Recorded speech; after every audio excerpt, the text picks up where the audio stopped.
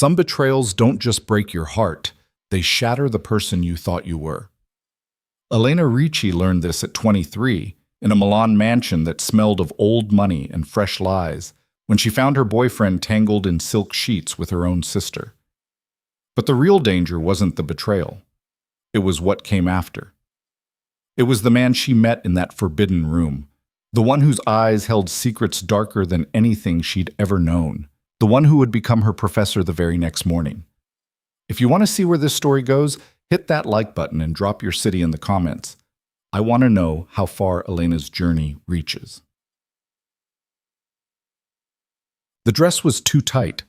Elena had known it the moment she'd zipped it up in her tiny apartment 3 hours ago, her roommate whistling low and saying, "Marco's going to lose his mind."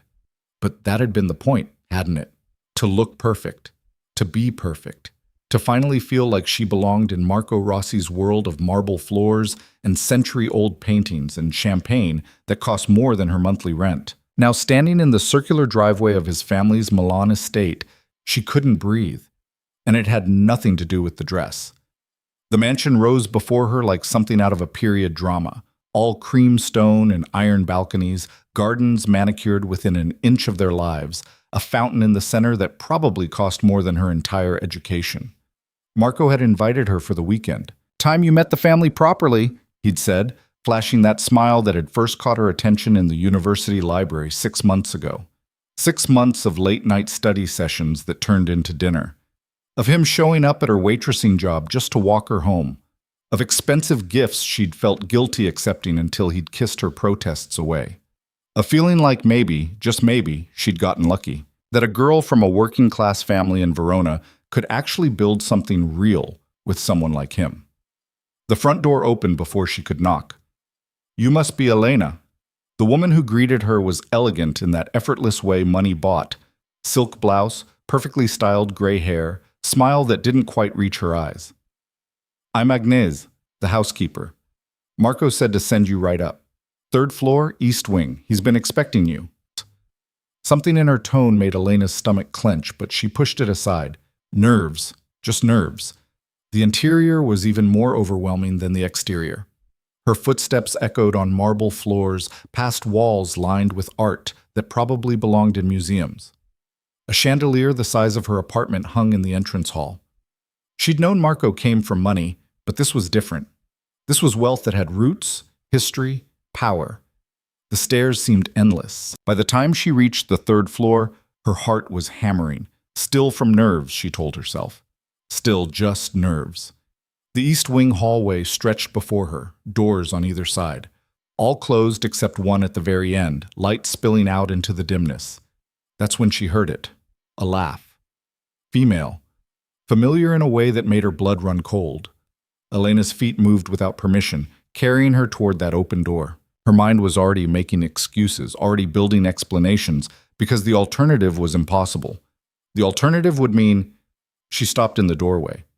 The room was massive, all dark wood and burgundy fabrics, afternoon light filtering through half-closed curtains. A 4-poster bed dominated the space, silk sheets tangled and spilling onto the floor. Marco was on that bed. So was someone else. For a moment, Elena's brain couldn't process what she was seeing. It was too big, too impossible. The pieces wouldn't fit together. That couldn't be Marco, his bare back flexing as he moved. That couldn't be. The woman turned her head. Dark hair, dark eyes. A face Elena had known since childhood, had fought with over toys and clothes and attention, had both loved and resented in equal measure for 23 years. "Sophia?" Her voice came out small, broken, a child's voice. The world stuttered, stopped. Marco froze, spun around. His face went through several expressions in rapid succession. Shock, guilt, annoyance. That last one hurt almost as much as the betrayal itself. "Elena, fuck, this isn't..." But Sophia was faster. She sat up slowly, pulling the sheet around herself with practiced grace, and smiled, actually smiled. "Hey, sis." Surprise? The casualness of it was what broke something in Elena's chest. Not anger, not yet. Just a kind of hollow disbelief, like she'd woken up in someone else's nightmare. "How long?" The question fell out of her mouth before she could stop it. Marco was scrambling for his pants. Elena, let me explain. How? Long. Sophia examined her nails. Does it matter? 4 months, Marco said quietly. He had the decency to look away. I'm sorry, I didn't. It just happened. 4 months. 4 months of his hands on Elena's skin while he was also 4 months of family dinners where Sophia smiled across the table and asked about her relationship. 4 months of lies stacked on lies until the weight of them could crush a person. You should probably go, Sophia said, still with that horrible casual tone, like they were discussing lunch plans. This is awkward for everyone. Something snapped. Elena turned and ran. She heard Marco call after her, heard footsteps on the stairs, but she didn't stop. Couldn't stop. Her vision was blurring, breath coming in gasps that had nothing to do with the dress anymore. She took a turn, then another, lost in the maze of hallways. The mansion was too big, too full of doors and corridors that all looked the same. She tried a handle. Locked. Another. Locked. Behind her, Marco's voice echoed, getting closer. Elena, wait, just let me... The next door opened. She stumbled through it and slammed it behind her, pressing her back against the wood. Her whole body was shaking. The tears finally came, hot and angry and ashamed, because how had she been so stupid? How had she not seen? You know, a voice said from the darkness, that door's been locked for 5 years. I'm curious how you managed it. Elena's heart stopped. She wasn't alone. The room was dim, curtains drawn, only a single lamp in the far corner casting shadows across leather furniture and floor-to-ceiling bookshelves. A study, maybe. Or a library. Somewhere clearly not meant for guests, which explained the locks. A man sat in a high-backed chair near the lamp, a book open in his lap, a glass of something amber on the table beside him. He was watching her with an expression that wasn't quite surprise, wasn't quite amusement, just interest. I'm sorry, Elena managed, voice raw. I didn't... I'll go... You're crying. It wasn't a question. She wiped at her face, smearing makeup she'd spent an hour perfecting. I'm fine. You're not. He set the book aside and stood, and Elena's breath caught. He was tall, over 6 feet, with the kind of presence that filled a room without effort. Dark hair threaded with silver at the temples, strong jaw, eyes so dark they were almost black. He wore a simple black sweater and dark jeans, but he moved like someone used to being obeyed. Someone dangerous, maybe. Or just someone who knew exactly who he was and didn't apologize for it. He looked about 45, maybe older. It was hard to tell, and he was the most striking man Elena had ever seen. I interrupted your reading, she said stupidly, because her brain couldn't seem to form coherent thoughts. I should... Marco. He said the name like a fact, like he'd already put the pieces together. My son has exquisite taste and terrible judgment. Which one are you? The words took a moment to land. His son. This was Marco's father. Elena, she whispered. I was... She couldn't finish the sentence. What was she? Not Marco's girlfriend, clearly. Maybe she never had been. Victor DeLuca, because that's who this had to be. She'd heard the name in hushed tones from Marco, always with a mixture of fear and respect. Moved closer. Not threatening, just closing the distance, studying her. Elena, he repeated, like he was testing how the name felt. The university student. Philosophy major. Works 3 jobs to pay tuition. Marco's been seeing you for 6 months. She blinked. How do you... I make it my business to know who enters my home. His voice was deep, controlled, the kind of voice that expected to be heard. Though you weren't supposed to arrive until dinner, which makes me wonder what sent you running through locked doors. Elena's laugh came out brittle. Your son, in bed, with my sister. She expected shock, maybe anger on her behalf. What she got was a slight tightening around his eyes, the only indication he'd heard anything at all. I see, he said quietly. And she is? Sophia, my younger sister, by 2 years. The words tasted like ash. Apparently they've been for months. 4 months. Victor's jaw clenched. Did Marco see you? Yes. And your sister? She smiled. Elena's voice cracked on the word. She actually smiled and told me it was awkward and I should leave. For a long moment, Victor said nothing. Then he turned, walked to a cabinet near his desk, and pulled out a second glass. He poured 2 fingers of scotch, expensive if the bottle was any indication, and held it out to her. I don't drink, she said automatically. Today you do. Their fingers brushed as she took the glass. The contact lasted half a second, but she felt it down to her bones. Heat and awareness and something else she couldn't name. Their eyes met. Held. She drank. The scotch burned going down, but it steadied her. Gave her something to focus on besides the man standing too close, watching her too carefully. Thank you, she managed. For the drink or for not throwing you out? Both. He almost smiled. Almost. You picked the one room in this entire house where no one would think to look for you. That's either incredible instinct or terrible luck. Why terrible? Because this is my private study. No one comes here, not family, not staff, not guests who wander through locked doors. He paused. Yet here you are. There was something in his tone, not accusation, but awareness. Like he'd felt it too, that strange pull when their hands touched. The way the air seemed heavier now, charged with something neither of them was naming. I should go, Elena said, but she didn't move. Where? Victor asked. Back out there? Where your ex and your sister are probably having an uncomfortable conversation about what just happened? To the front door where Agnes will ask polite questions you don't want to answer?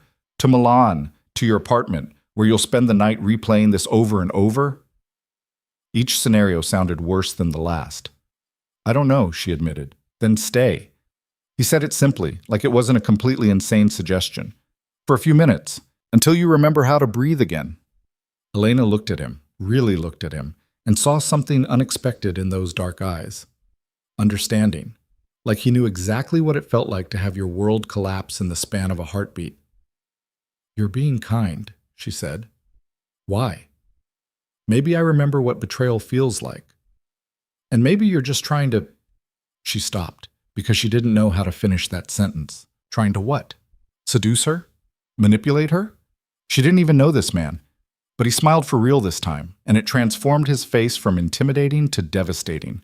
Trying to what? Take advantage of a young woman in emotional distress? I'm many things, Elena. That isn't one of them. She believed him. She didn't know why, but she did. Tell me about the door, he said, moving back to his chair but not sitting. How did you open it? I don't know. I just turned the handle. It opened. Impossible. It's been locked since... He stopped. Shook his head. No, never mind. But Elena had seen something flash across his face. Old pain, maybe. Old ghosts. Since what? Since my wife died. He said it matter-of-factly, but there was weight behind the words. She used to spend hours in here, reading, thinking. After she was gone, I locked it, kept it exactly as she left it. No one has a key except me. Elena's chest tightened.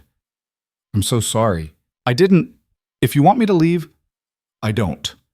He met her eyes again, and that dangerous awareness flickered between them.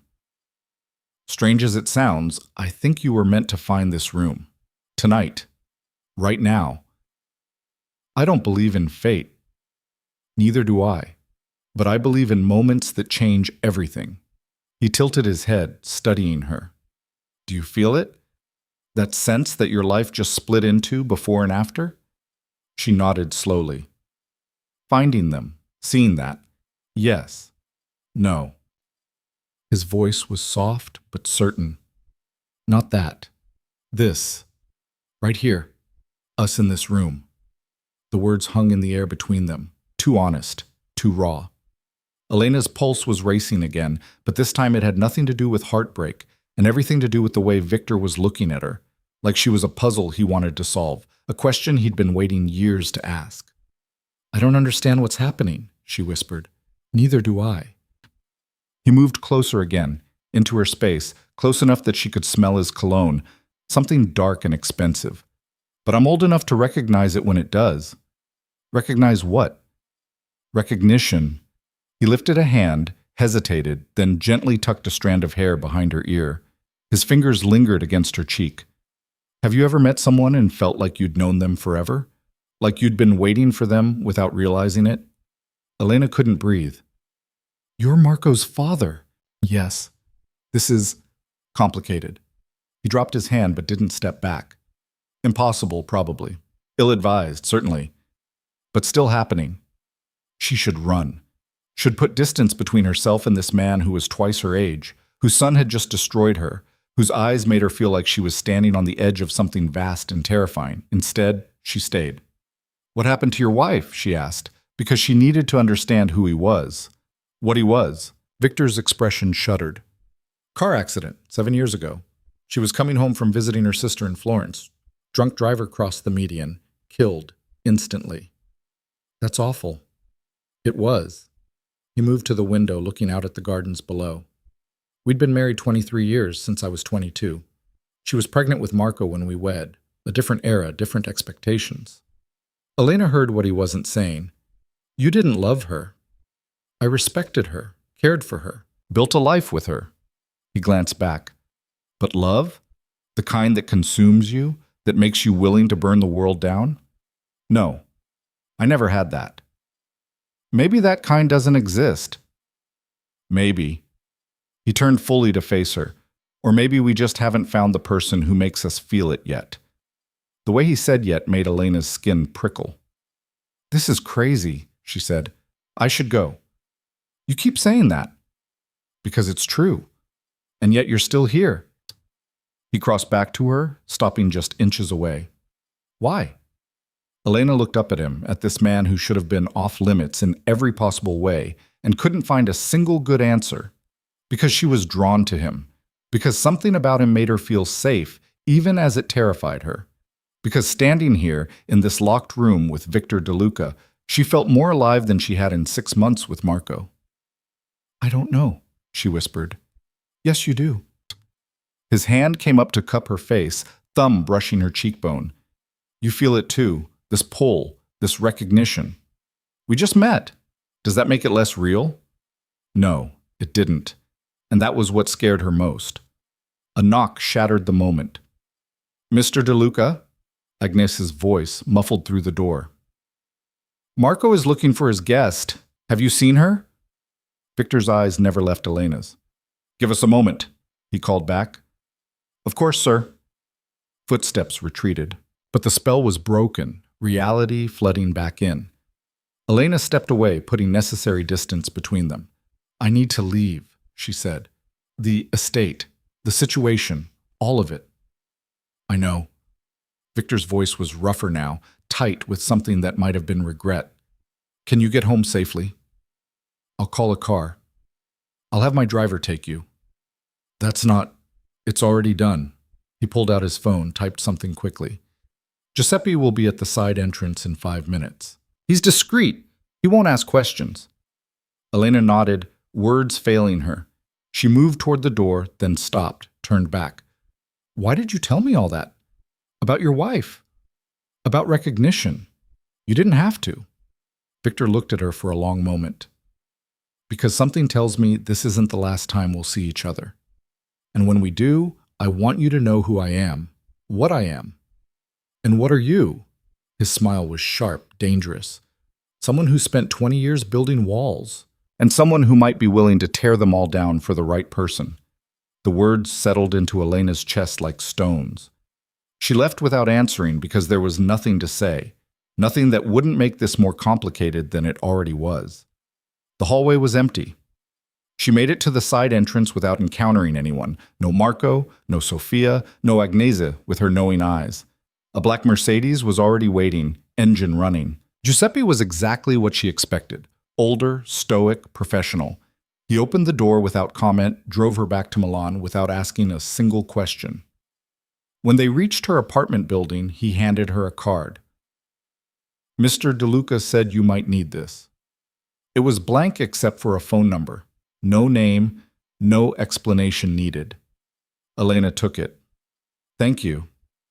Back in her apartment, her roommate was gone, probably at her boyfriend's place. The silence was suffocating. Elena changed out of the too-tight dress, scrubbed her face clean, and sat on her bed in the dark. Her phone buzzed.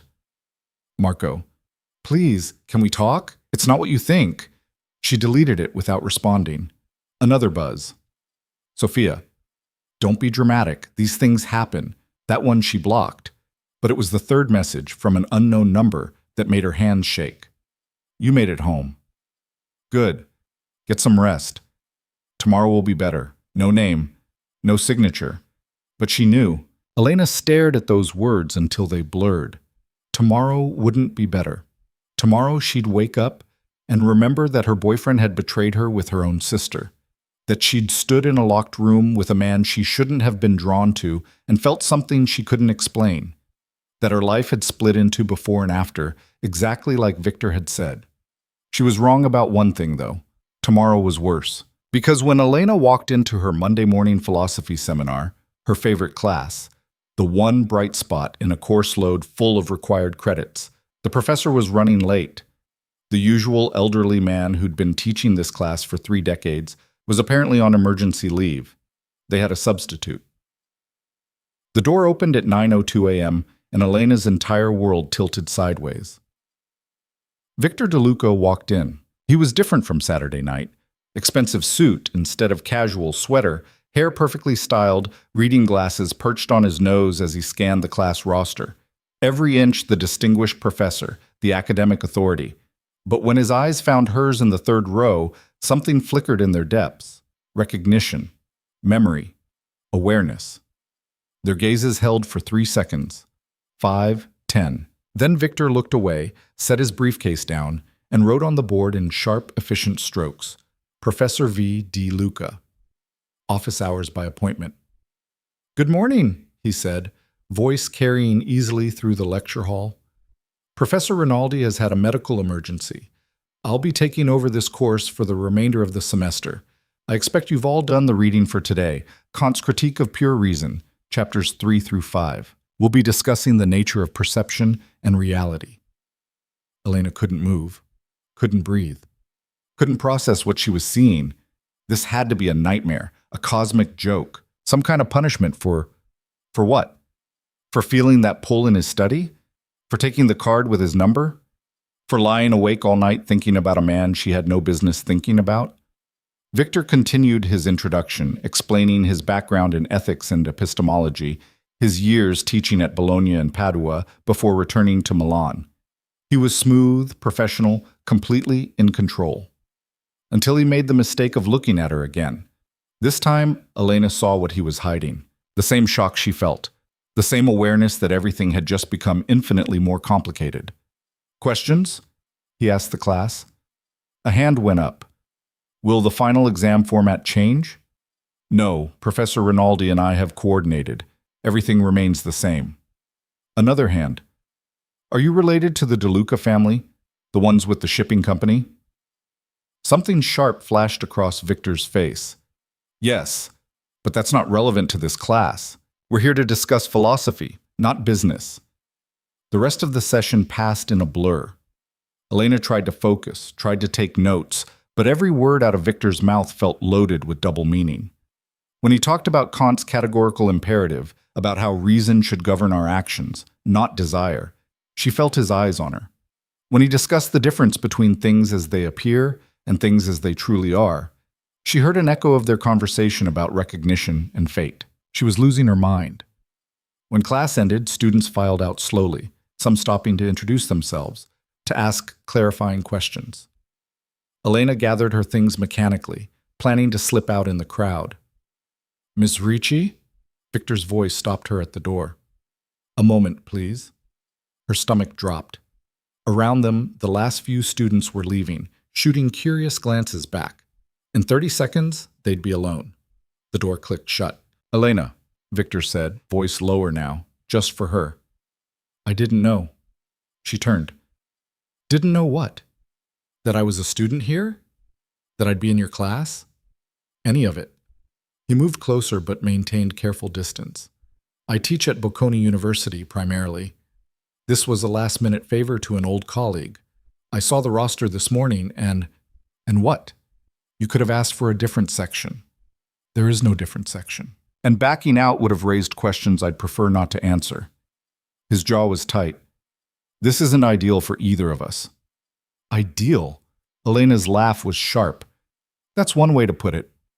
I know how this looks. Do you? Because from where I'm standing, this looks like the universe has a sick sense of humor. Victor's expression softened. How are you? Truly. After Saturday. The concern in his voice nearly undid her. Don't. Don't what? Don't be kind. Don't ask me that. Don't. She gestured helplessly between them. Don't make this harder than it already is. You think I'm trying to make this harder? He took a step closer, then caught himself. I've spent 2 days trying to forget how you looked in my study. How you felt when... He stopped, closed his eyes. This can't happen. I know. I'm your professor now. I know. And even if I wasn't, I'm 22 years older than you. I'm my son's father. I know, Elena's voice cracked. I know all of it. I know this is impossible and inappropriate and completely insane. But that doesn't change what I felt on Saturday, what I'm feeling right now. The confession hung between them, too honest, too dangerous. Victor stared at her. We can't do this. I know, she said again, softer this time. I could request a transfer, get you into another section. And explain it how. He had no answer for that. So we do nothing, Elena said. We pretend Saturday never happened. We maintain professional boundaries. I'm just another student. You're just another professor. Yes. Can you do that? Victor's eyes were dark with something that might have been pain. I'll have to. So will I. Neither of them moved. You should go, Victor finally said, before someone comes looking. Elena nodded, made it 3 steps toward the door before his voice stopped her again. Elena. She turned. For what it's worth, he said quietly, I've never felt anything like that before either. What happened in my study? That recognition. In 45 years with countless people, through a marriage and a life and everything else, never. Not once. The words hit her like a physical thing. That doesn't make this easier, she whispered. No, he agreed. It makes it damn near impossible. She left before she could do something stupid like close the distance between them, before she could find out what would happen if she did. Outside, the autumn air was sharp, crystalline. Elena's hands were shaking as she pulled out her phone. 17 missed calls from Marco, 12 texts, 3 voicemails she had no intention of listening to. 1 new message from Sophia. Mom's asking questions. What did you tell her? Elena deleted it. Then, before she could stop herself, she pulled up the blank card Giuseppe had given her, the one with just a phone number. She typed, "This is officially the worst possible thing that could have happened." The response came immediately. Or, the most inevitable. She stared at those words until her vision blurred. Inevitable. Like fate had been pulling them together from the moment she opened that locked door. Like the universe had decided they were going to burn, one way or another. Elena pocketed her phone and started walking, no destination in mind, just needing to move. Behind her, the university campus buzzed with normal life. Students laughing, rushing to class, complaining about assignments, all of them living in a world where the rules still made sense. She wasn't sure she belonged to that world anymore. Wasn't sure she ever had. Because the truth was settling into her bones with absolute certainty. Saturday night hadn't been a random moment. It had been the beginning of something. Something that would either save her or destroy her. Probably both. The first 2 weeks were agony. Elena sat in the 3rd row every Monday and Wednesday, taking notes she barely understood, watching Victor lecture on metaphysics and moral philosophy like they were strangers, like they hadn't stood in that locked room with enough electricity between them to light up the entire city. He never called on her, never looked at her longer than necessary, maintained such perfect professional distance that she started to wonder if she'd imagined the whole thing, except for the texts. They came late at night, when she was lying in bed staring at the ceiling, when the apartment was quiet and her roommate was asleep. Never anything inappropriate, just observations, thoughts, the kinds of things you'd share with someone you were getting to know. Victor. Saw a student today wearing a shirt that said, "Can't touch this." Thought you'd appreciate it. Elena. That's terrible. Victor. Agreed. Still laughed. Or, question. If you could have dinner with any philosopher, living or dead, who would you choose? Elena. Simone de Beauvoir, you? Victor. Marcus Aurelius. Though I suspect he'd be insufferable. Small things. Meaningless things. Except they weren't meaningless at all, and they both knew it. On the 15th day, everything changed. Elena was working her evening shift at Cafe Paradiso, a tourist trap near the Duomo that paid well enough to cover her rent if she smiled through the exhaustion. It was nearly 9, the dinner rush finally slowing when Marco walked in.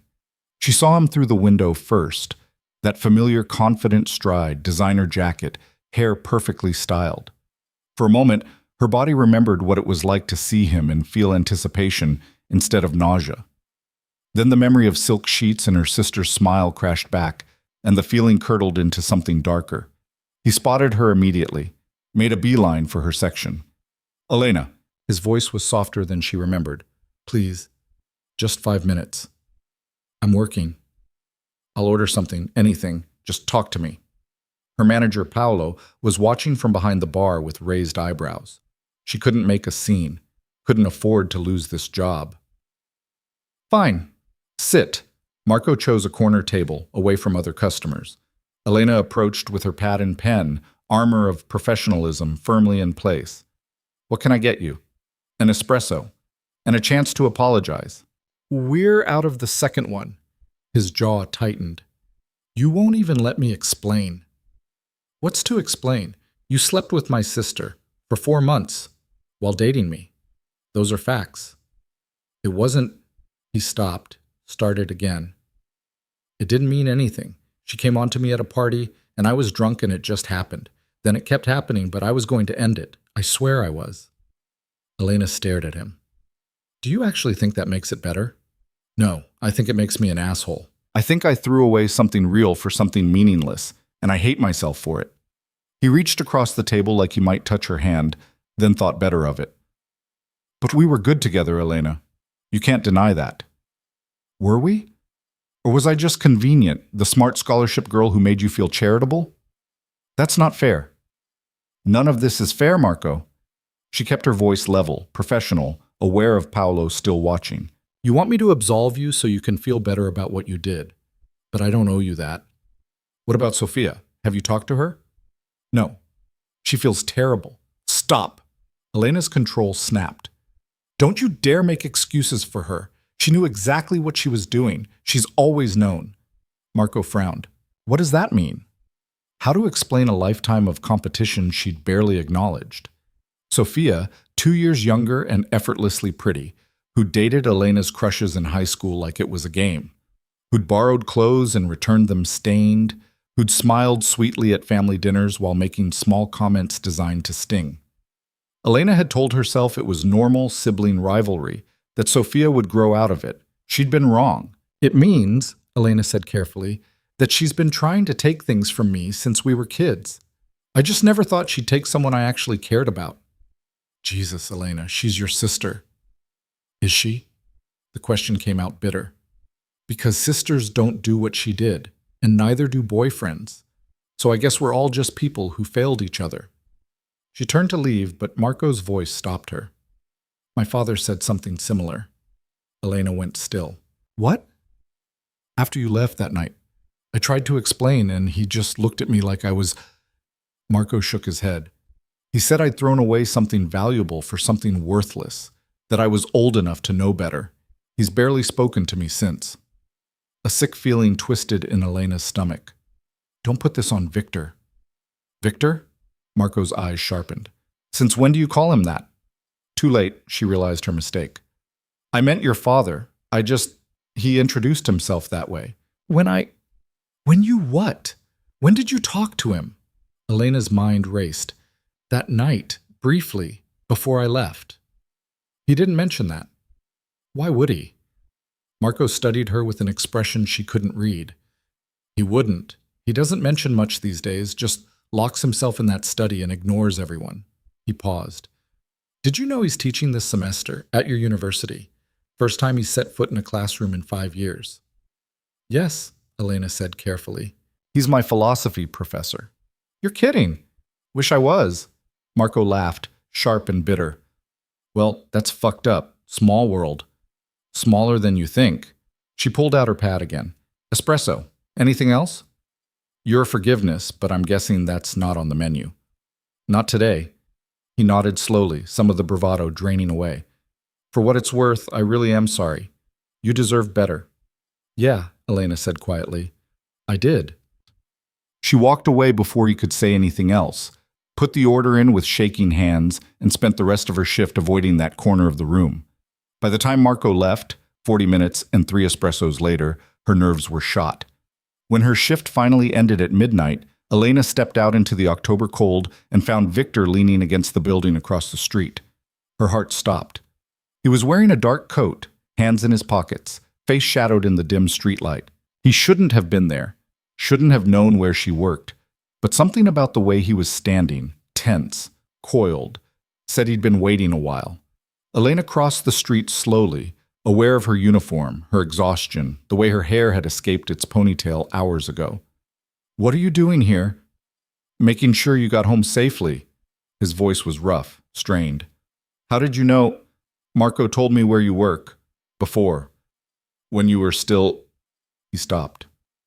I shouldn't be here. No, you shouldn't. And yet... He pushed off the wall, closing the distance between them. He came to see you tonight. It wasn't a question. He wants forgiveness. Did you give it to him? No. Something in Victor's posture relaxed. Good. Why good? Because he doesn't deserve it. Because what he did was... Victor's jaw clenched. I've spent 20 years teaching that boy right from wrong, and he still chose to hurt you. I'm ashamed of him. The confession hit Elena harder than expected. He's your son. Which makes it worse. I should have raised him better. You can't control other people's choices. Isn't that what you teach? Free will? Moral agency? All that? Victor's smile was grim. Theory is easier than practice. They stood there in the empty street, close enough that Elena could see the exhaustion in his face, the lines around his eyes that hadn't been there on Saturday. Close enough that if she took one step forward, she could touch him. She didn't. You shouldn't have come, she said again, softer this time. I know, but I was halfway through grading papers when he told me he'd found you, and all I could think was... He stopped, exhaled. I needed to know you were okay. I'm fine.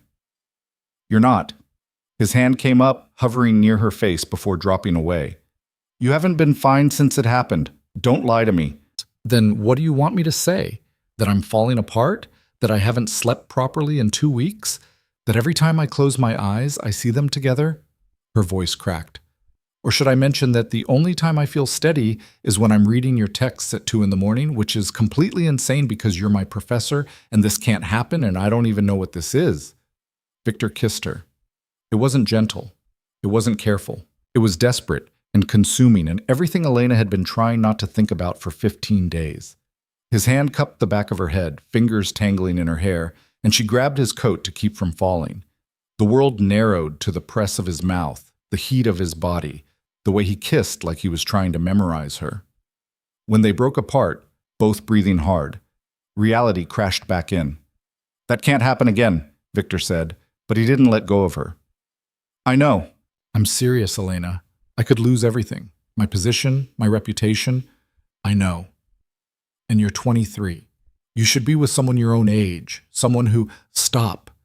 She pressed her fingers to his mouth. Stop listing reasons why this is wrong. I know all of them. I've been repeating them to myself for 2 weeks straight. His lips moved against her hand. Then why are you still here? Because apparently I'm not very good at doing what I'm supposed to do. She dropped her hand. Because when you kiss me, I stop caring about any of it. That's fear talking. Rebound emotion from what Marco did. Don't. Her voice sharpened. Don't reduce what I'm feeling to some psychological response. I know the difference between running from pain and running towards something real. Do you? Victor's eyes were dark with something that looked like hunger. Because I'm not sure I do anymore. Before Elena could respond, her phone buzzed. She pulled it out, saw her mother's name, and winced. I have to take this. Victor nodded and stepped back, giving her space. Elena answered, Ciao, Mama. Elena, finalmente. Her mother's voice was tight with stress. I've been calling for days. Why haven't you answered? I've been busy with school. Too busy for family? Sophia said you've been ignoring her. Of course Sophia had called their mother. Of course she'd positioned herself as the victim. Mama, I can't talk about this right now. Can't or won't. She's your sister, Elena. Whatever happened between you two, family is family. You work it out. It's not that simple. It never is. But you don't just cut people out of your life because they made a mistake. A mistake. Like Sophia had accidentally spilled coffee on Elena's favorite shirt, not deliberately slept with her boyfriend for 4 months. I have to go, Elena managed. I'll call you later. Elena. She hung up before her mother could finish, stared at the phone in her hand like it was a live snake. Family trouble? Victor asked quietly. My mother thinks I should forgive Sophia. Says family is family. Elena laughed, sharp and humorless. She has no idea what actually happened. Sophia probably told her we had a fight over something stupid. Are you going to tell her the truth? And say what? Your favorite daughter slept with my boyfriend? She'll find a way to make it my fault. Say I must have driven him away, that I should have been more attentive, more... She stopped, throat tight. It's always been like that. Sophia gets away with everything because she's the baby, the pretty one, the one who didn't waste money on university when she could have just married well. Victor moved closer again, careful not to touch her, but close enough that she could feel his presence. Your mother sounds difficult. She's traditional, old-fashioned. She doesn't understand why I want a degree when I should be focused on finding a husband. Elena met his eyes, which, ironically, I thought I had. Shows what I know. Marco was never going to be enough for you. How do you know? Because I see how your mind works. The questions you ask in class, the way you engage with complex ideas. You need someone who can match you intellectually. Someone who challenges you. His voice dropped lower. Someone who sees exactly who you are and isn't intimidated by it. Someone like you? I didn't say that. You didn't have to. The tension between them ratcheted up another notch, dangerous and electric. Victor's hand twitched like he wanted to reach for her again. I should walk you home, he said instead. That's not necessary. Humor me. They walked in silence through empty streets, past closed shops and late-night bars, spilling light and laughter onto sidewalks. Elena was acutely aware of the space between them, never touching, always exactly one step apart. Anyone watching would see a professor and student happening to walk the same direction. Nothing more. It felt like everything. When they reached her building, Elena stopped at the entrance. This is me. Victor looked up at the shabby facade, the broken intercom, the graffiti on the door. You live here? Student housing is expensive. This is what I can afford. It's not safe. It's fine. I've been here 2 years. Nothing's happened. Yet. His jaw was tight. Promise me you'll be careful. Lock your door. Don't walk alone late at night. I work late shifts. Walking alone is unavoidable. Then text me when you get home, every time. Victor, please. The single word carried weight. Just so I know you're safe. Elena wanted to argue, to point out that he didn't get to worry about her, that this protective instinct was crossing lines they'd agreed not to cross. But the look in his eyes stopped her. Okay, she said quietly. I'll text you. Thank you. They stood there, neither moving to leave. The October wind picked up, carrying the smell of rain and distant fires. Elena shivered, and Victor immediately shrugged out of his coat. Here, I'm fine. Take it. He draped it over her shoulders before she could protest. It was warm from his body, smelled like expensive cologne, and something underneath that was just him. Bring it to class on Wednesday. People will ask questions. Then tell them you were cold and I was being chivalrous. Nothing scandalous about that. Except everything about them felt scandalous. Felt like they were always one moment away from combusting. I should go up, Elena said, even though she didn't move. You should. Victor? Yes? Earlier, when you kissed me, that was a mistake. Was it? He stepped closer, into her space, close enough that she had to tilt her head back to meet his eyes. Yes, because now I know what you taste like, what you feel like, and I'm going to spend every Wednesday lecture trying not to remember it. So will I. His thumb brushed her cheek just once, feather light. Get some sleep, Elena. You too. She watched him walk away until he disappeared around the corner, then stood there for 5 more minutes wearing his coat, trying to calm her racing heart. Upstairs, her roommate was awake, eating cereal in the dark. Nice coat, Julia said around a mouthful of cornflakes. New boyfriend? No, just someone being nice. Uh-huh. And does this someone have a name? Julia, because you've been weird for weeks, ever since that weekend you went to meet Marco's family. She set down her bowl. What happened? You never told me. Elena sank onto the couch, still wearing Victor's coat. He was sleeping with my sister. What? I walked in on them, in his bed, at his family's estate. Madonna! Julia moved to sit beside her. Elena, I'm so sorry. That's your sister? Your actual sister? Sophia, yeah. But she's... How could she... Julia shook her head. What did you do? Ran. Ended up in the wrong room. Met Marco's father. And nothing. He was kind. Gave me scotch and called his driver to take me home. She was editing, condensing, leaving out the parts that mattered most. Then it turned out he's my new philosophy professor, which is a nightmare. Julia's eyes widened. No. Yes. So every time you go to class, I see him and remember that night and try to focus on Kant instead of... Elena stopped. It's complicated. Is he cute? Julia. What? I'm just asking. You said he was Marco's father, so he's probably old, but some older guys are still... He's 45. The words came out before Elena could stop them. And yes, he's attractive. But it doesn't matter because he's my professor and Marco's father and completely off limits. But you want him. It wasn't a question. Elena closed her eyes. I don't know what I want anymore. That's a yes. Julia squeezed her hand. Look, I get it. You're vulnerable. He was there when you needed someone. He's probably sophisticated and smart and nothing like the boys we go to school with, but Elena, I know. Trust me. I know all the reasons this is a terrible idea. Then why are you wearing his coat? Elena looked down, realized she was still wrapped in expensive wool that smelled like Victor. I was cold. Right. Julia's tone said she wasn't buying it. Just be careful, okay? Professors who get involved with students, it never ends well for anyone. Nothing's happening. Nothing's going to happen. But even as Elena said it, she knew it was a lie. Something was already happening, had been happening since the moment she opened that locked door, and neither of them seemed capable of stopping it. Wednesday's class was torture. Elena sat in her usual seat, Victor's coat folded neatly in her bag, and watched him lecture on Kant's categorical imperative. He was brilliant, sharp and engaging, making dense philosophical concepts accessible without dumbing them down. Students hung on his every word. So did Elena, but for different reasons.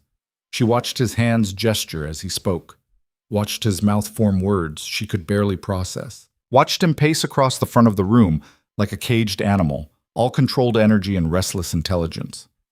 He didn't look at her once. After class, she lingered while other students filed out. When the room was empty, she approached his desk and set the coat down without a word. Victor glanced up from his notes. Thank you. You're welcome. They stood there, desk between them, everything unsaid hanging in the air.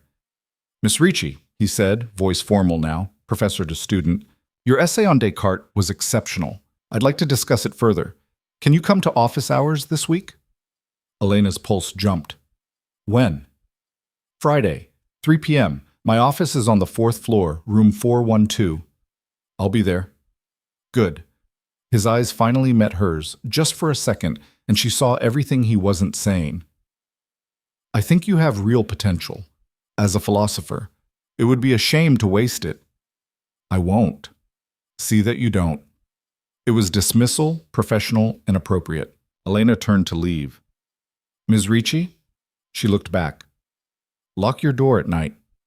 Then he returned to his notes, and the moment was over. Friday arrived too slowly and too quickly. Elena spent the entire day anxious, changing clothes 3 times before settling on jeans and a simple sweater. Professional but casual. Nothing that suggested she was trying too hard. Room 412 was at the end of a quiet hallway, door half open. She knocked anyway. "Come in." Victor's office was exactly what she'd expected. Shelves crammed with books, papers stacked on every surface, a window overlooking the campus quad. He sat behind a massive desk that looked older than both of them combined, reading glasses perched on his nose. He looked up when she entered, and something shifted in his expression. "Close the door." Elena did, pulse racing. "You wanted to discuss my essay?" "No." He stood, moved around the desk. "I wanted to see you, somewhere we could talk without an audience." "That's not a good reason to schedule office hours." "I know, I don't seem to care." He leaned against the desk, arms crossed. "How have you been?" "Confused, frustrated, trying to focus on school instead of..." She gestured between them. "This. So am I. Are we going to keep pretending it's not happening?" "I don't know. What's the alternative?" Elena moved closer into his space. "We could stop fighting it." "And then what?" "I lose my job. You get labeled as the student who slept with her professor. Marco finds out, and..." Victor shook his head. "There's no version of this that ends well." "Maybe not, but there's also no version where we successfully ignore each other for 4 months. She was close enough now to see the gold flecks in his dark eyes. "You feel it too. Every class, every text, every moment we're in the same room. Feeling something doesn't mean we should act on it, doesn't it?" Her voice dropped. "You spent 20 years in a marriage without passion. You said so yourself. And now you're going to walk away from something real because it's complicated? Because it's impossible. Since when do you believe in impossible?" She thought of all his lectures on challenging assumptions, questioning accepted truths. Isn't that what philosophy is about? Examining what we think we know? Victor's control was cracking. She could see it at the tension of his jaw, the way his hands had tightened on the desk edge. "You're 23, Elena. I could be your father. But you're not. You're someone who sees me, really sees me. Not the scholarship student or the good daughter or the girl who wasn't enough to keep her boyfriend faithful. You see who I actually am." She took the final step that closed the distance between them. "And I see you too, the man behind the professor, the one who's been lonely for years and doesn't admit it." "Stop." "Why? Because I'm right?" "Because..." His voice roughened. "Because if you don't stop, I'm going to kiss you again, and this time I won't be able to pretend it was a mistake." "Then don't pretend." For 3 heartbeats, neither of them moved. Then Victor's control shattered. He pulled her against him and kissed her like he was drowning and she was air. Elena's hands fisted in his shirt, rising on her toes to meet him. This kiss was different from the first. Less desperate, more deliberate. Like they were learning each other, testing boundaries, discovering what made the other gasp. When they finally broke apart, Victor pressed his forehead to hers. "This is insane." "I know." "We can't do this here. Anyone could walk in." "I know. And we definitely can't." He stopped, seemed to be waging an internal war. "We need rules, boundaries." "Okay. Nothing during the semester. Nothing that could compromise your education or my position." "Agreed. And no one can know. Not Marco, not your roommate, no one." "Understood." "I'm serious, Elena. If this gets out..." She silenced him with another kiss, softer this time. "I know the risks. I'm choosing this anyway." Victor studied her face like he was trying to memorize it. "You should be with someone who can give you a normal relationship. Take you to dinner without hiding. Introduce you to friends. Build a life." I don't want normal. I want you." "You say that now, Victor."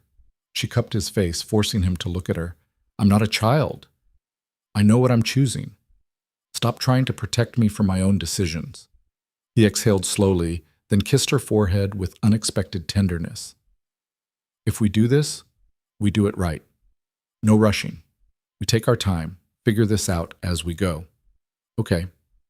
And if at any point you change your mind, I won't. But if you do," he insisted, "you tell me. No guilt, no pressure. You walk away, and I let you go." Elena nodded, even though the thought of walking away felt impossible. "Same goes for you." Deal. They stood there wrapped around each other, breathing in sync, until voices in the hallway made them jump apart. Victor moved back behind his desk, suddenly all professor again, while Elena grabbed her bag. Your essay really was exceptional, he said, voice carrying easily for anyone who might be listening. Keep up the good work, Ms. Ricci. Thank you, Professor DeLuca. She left before she could do something stupid like kiss him again, walked down 4 flights of stairs in a daze. Her phone buzzed before she even made it outside. Victor. Dinner tomorrow. My place. I'll cook. Elena. Is that safe? Victor. Marco's in Rome for the weekend, and I need to see you somewhere that isn't my office or classroom. Elena. What time? Victor. 7. I'll send the address. She stood on the campus quad, students streaming past her, and felt her life tilt further off its axis. She was going to Victor's apartment, alone, after agreeing to, date secretly? Have an affair? She didn't even know what to call it. All she knew was that for the first time since finding Marco and Sophia together, she felt alive. Felt like maybe the future held something besides heartbreak and disappointment. Even if that something was completely, utterly, beautifully insane. Elena changed her outfit 4 times before settling on a dark green dress that wasn't too formal, but wasn't casual either. She stared at herself in the mirror, trying to reconcile the woman looking back at her with the girl who'd walked into Marco's mansion 6 weeks ago. That Elena had been naive, trusting, willing to ignore red flags because she wanted so badly to believe in something good. This Elena knew better, and was doing it anyway. The address Victor sent led to a neighborhood she'd never been to. Old money Milan, where buildings had history and doormen wore uniforms. His apartment was on the 5th floor of a converted palazzo, all original crown molding and hardwood floors that creaked with age. He answered the door in jeans and a dark sweater, barefoot, hair slightly mussed like he'd been running his hands through it. More human than professor. More real than the man who lectured about categorical imperatives. You came, he said, like he'd half expected her not to. Did you think I wouldn't? I thought you might come to your senses. Elena stepped inside and he closed the door behind her. The apartment was exactly what she'd imagined. Floor-to-ceiling bookshelves, worn leather furniture, art that looked original, lived in but elegant. A space that reflected someone who valued substance over flash. Wine? Victor asked. Please. She followed him into the kitchen, where something was simmering on the stove that smelled incredible. He poured 2 glasses of red, handed her one, then returned to stirring whatever was in the pot. You really do cook, Elena said. Surprised? A little. Most men I know think cooking is women's work. Victor's mouth quirked. Most men you know are idiots. Cooking is chemistry, creativity, and control. Why wouldn't I enjoy it? She watched him move around the kitchen with easy confidence, and something in her chest squeezed. This felt dangerously domestic, like something real people did, not professor and student sneaking around. So what are we doing here? She asked. Really? Victor set down his spoon and turned to face her. Getting to know each other. Away from campus, away from classes, away from all the reasons this shouldn't be happening. And then what? I don't know. He moved closer, took her wine glass and set it on the counter next to his. I've spent the last week trying to talk myself out of this, listing every reason why I should cancel tonight, why I should maintain distance until the semester ends. But then you walked into my office on Friday and looked at me like... He stopped, started again. Like I was the only person in the world who mattered, and I couldn't remember why I was supposed to resist that. Elena's heart was hammering. I'm scared. So am I. What if this burns out? What if we're just reacting to impossible circumstances, and once the novelty wears off, then we deal with it? But Elena, I haven't felt anything like this in 20 years. Maybe ever. And I'm too old to waste time pretending otherwise. He kissed her then, slow and deliberate, like they had all the time in the world. Elena melted into him, letting everything else fall away. His hands cupped her face, thumbs brushing her cheekbones, and she felt the careful control he was maintaining, the restraint. When they broke apart, she was breathless. The food's going to burn. Worth it. But he turned back to the stove anyway, adjusting heat and adding ingredients while Elena perched on a counter stool and watched. Tell me something true, she said. Something you don't tell other people. Victor glanced at her, considering. Like what? I don't know. What you're afraid of. What keeps you up at night? He was quiet for a long moment, focused on plating pasta with precision. I'm afraid I've wasted my life, he finally said. That I spent 20 years being the person everyone expected me to be. Good husband, good father, good businessman, and forgot who I actually was underneath. Who were you before? Reckless, ambitious, someone who made decisions based on what I wanted, not what was smart. He set a plate in front of her. I grew up in the family business, shipping, logistics, some things that weren't exactly legal. My father expected me to take over, be the next generation of DeLuca power. Elena twirled pasta on her fork. But you didn't. No. I got my first girlfriend pregnant at 22, married her because that's what you did, and realized I couldn't raise a child in that world. So I went legitimate, got my doctorate, started teaching, built a life that looked nothing like what I'd been groomed for. He took a bite, chewed thoughtfully. My father never forgave me, said I was soft, weak, that walking away from the family meant walking away from everything that mattered. Do you regret it? Sometimes, when I'm grading papers at 2 a.m. and wondering what I'm doing with my life. He met her eyes. But mostly, no. The business was violent, corrupt. People got hurt, I got hurt. And I didn't want that for Marco. What kind of hurt? Victor's expression shuddered. The kind that leaves scars, physical and otherwise. Elena set down her fork. Victor, I was 20, stupid, thought I was invincible, got involved in a deal that went bad, ended up with a knife in my ribs and a lesson about trust. He took a drink of wine. Spent 3 weeks in a hospital bed thinking about whether I wanted to die the same way my uncle had, shot in an alley over territory dispute. Decided I didn't. So you left. So I left, and I've spent every year since trying to be someone different, someone better. He paused. Which is why this thing with Marco, what he did to you, it kills me. Because I raised him to be better than that, to respect women, to be honest, to understand that actions have consequences. And he still chose to... You can't control who he became, Elena said quietly. Any more than my mother can control Sophia. People make their own choices.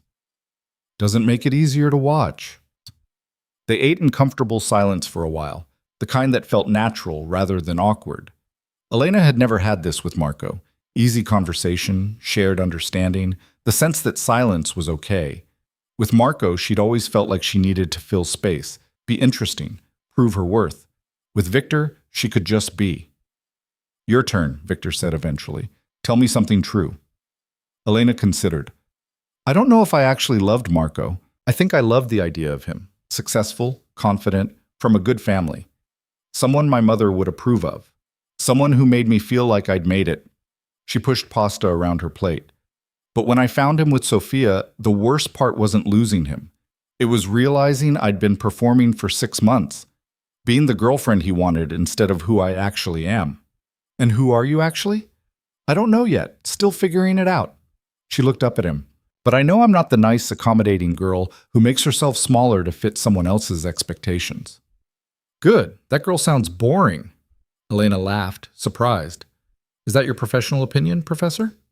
That's my personal opinion, as someone who spent years being who everyone expected and ended up miserable. He stood, started clearing plates. The Elena I see in class, the one who argues with Kant and questions Nietzsche and refuses to accept easy answers, that's the one worth knowing. Even if she's argumentative and stubborn, especially then. He loaded dishes into the sink, turned to face her.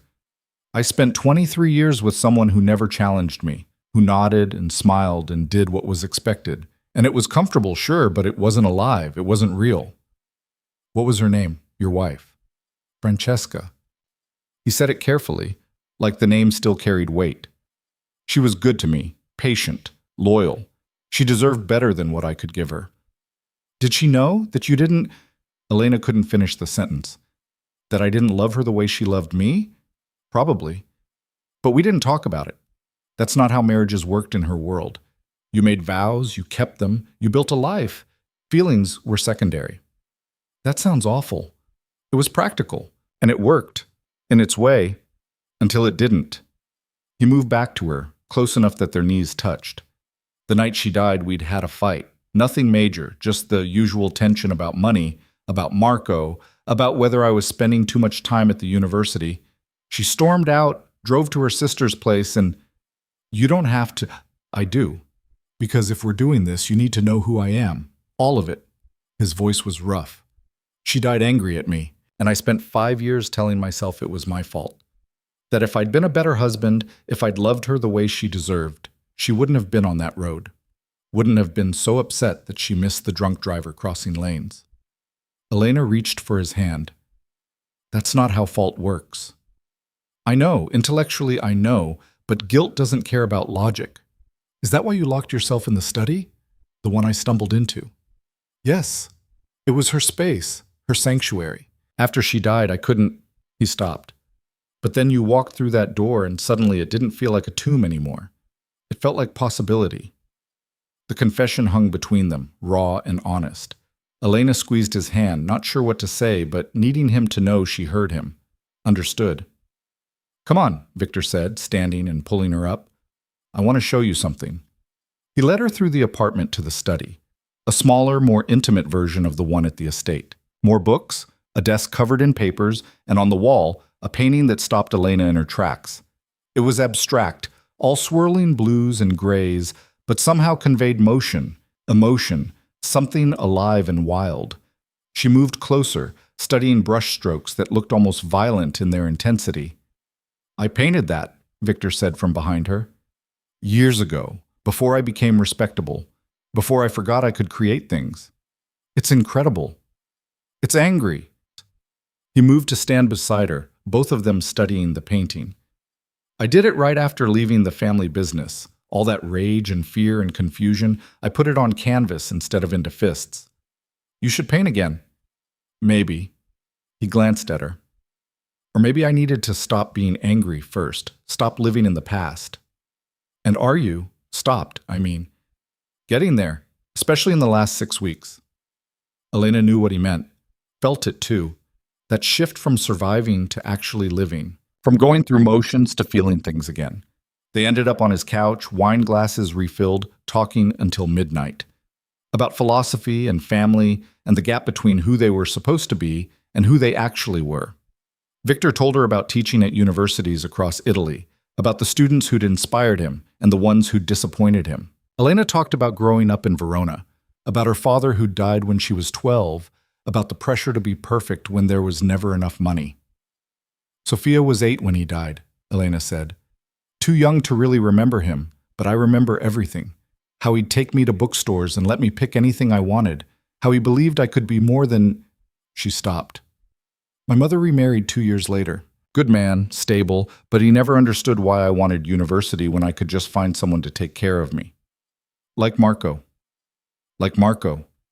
Elena pulled her knees up, curling into the couch.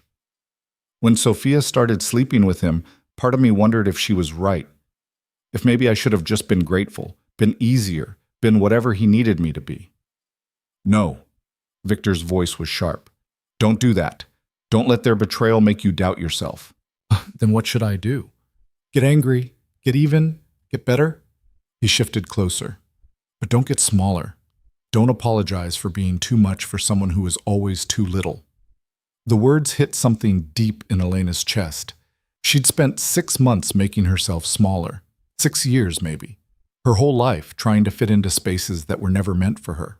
She kissed him before she could overthink it, before doubt could creep in. Victor responded immediately, pulling her onto his lap, hands tangling in her hair. This kiss was different, hungrier, less controlled, like they'd both stopped fighting what they wanted. When they broke apart, Elena's dress had ridden up and Victor's hands were on her thighs, warm and steady. They were both breathing hard. We should stop, Victor said, but he didn't move. Why? Because if we don't, I'm going to take you to my bedroom. And I'm not sure that's a good idea on our first real date. What if I want you to? His jaw clenched. Elena, I'm an adult, Victor. I know what I want. She cupped his face, forcing him to look at her. And I want you. Not because I'm rebounding or confused or trying to get back at Marco, Because when I'm with you, I feel like myself, real and whole and... He kissed her again, cutting off her words. Then he stood, lifting her with him like she weighed nothing, and carried her down the hallway to his bedroom. What happened next was nothing like it had been with Marco. Marco had been efficient, mechanical, focused on his own pleasure. Victor was deliberate, attentive, taking his time like he wanted to memorize every inch of her. He asked what she liked, what she wanted, made sure she was okay before going further. And when it was over, he didn't roll away. He pulled her against him and held her like she mattered. "Stay," he murmured against her hair. "Tonight. Don't leave." Elena nodded, already half asleep, feeling safer than she had in months, maybe years. She woke to sunlight streaming through unfamiliar windows and Victor's arm around her waist. For a moment, panic spiked. What had she done? What were they doing? What if someone found out? But then Victor shifted, pulling her closer, and the panic faded. "Morning." His voice was rough with sleep. "Hi. Sleep okay?" "Better than I have in weeks." He pressed a kiss to her shoulder. "Same." They stayed like that for a while, tangled together, neither wanting to acknowledge that reality was waiting. But eventually Victor's phone buzzed with increasing insistence, and he groaned. "I have to check that." "Could be the department." It wasn't. It was Marco. Elena watched Victor's expression darken as he read, then reread the message. "What is it?" "My son wants to have dinner, tonight. Says he needs to talk to me about something important." Victor set the phone down. "Probably wants advice about winning you back." "That's not happening." "I know, but he doesn't." Victor sat up, running a hand through his hair. "I should see him, otherwise he'll get suspicious." Elena's stomach twisted. "You're going to sit across from him and pretend that we haven't... Yes, because the alternative is telling him the truth, and I don't think either of us is ready for that fallout." He was right, but it still felt wrong. Elena got up, started gathering her clothes from where they'd been discarded. Victor watched her dress with an expression she couldn't read. "Hey," he said quietly. "This doesn't change anything. What happened between us last night?" "But doesn't it? You're about to have dinner with your son who wants advice on winning back the girlfriend who just slept with his father. If that's not complicated, I don't know what is." Victor stood, crossed to her, and cupped her face in his hands.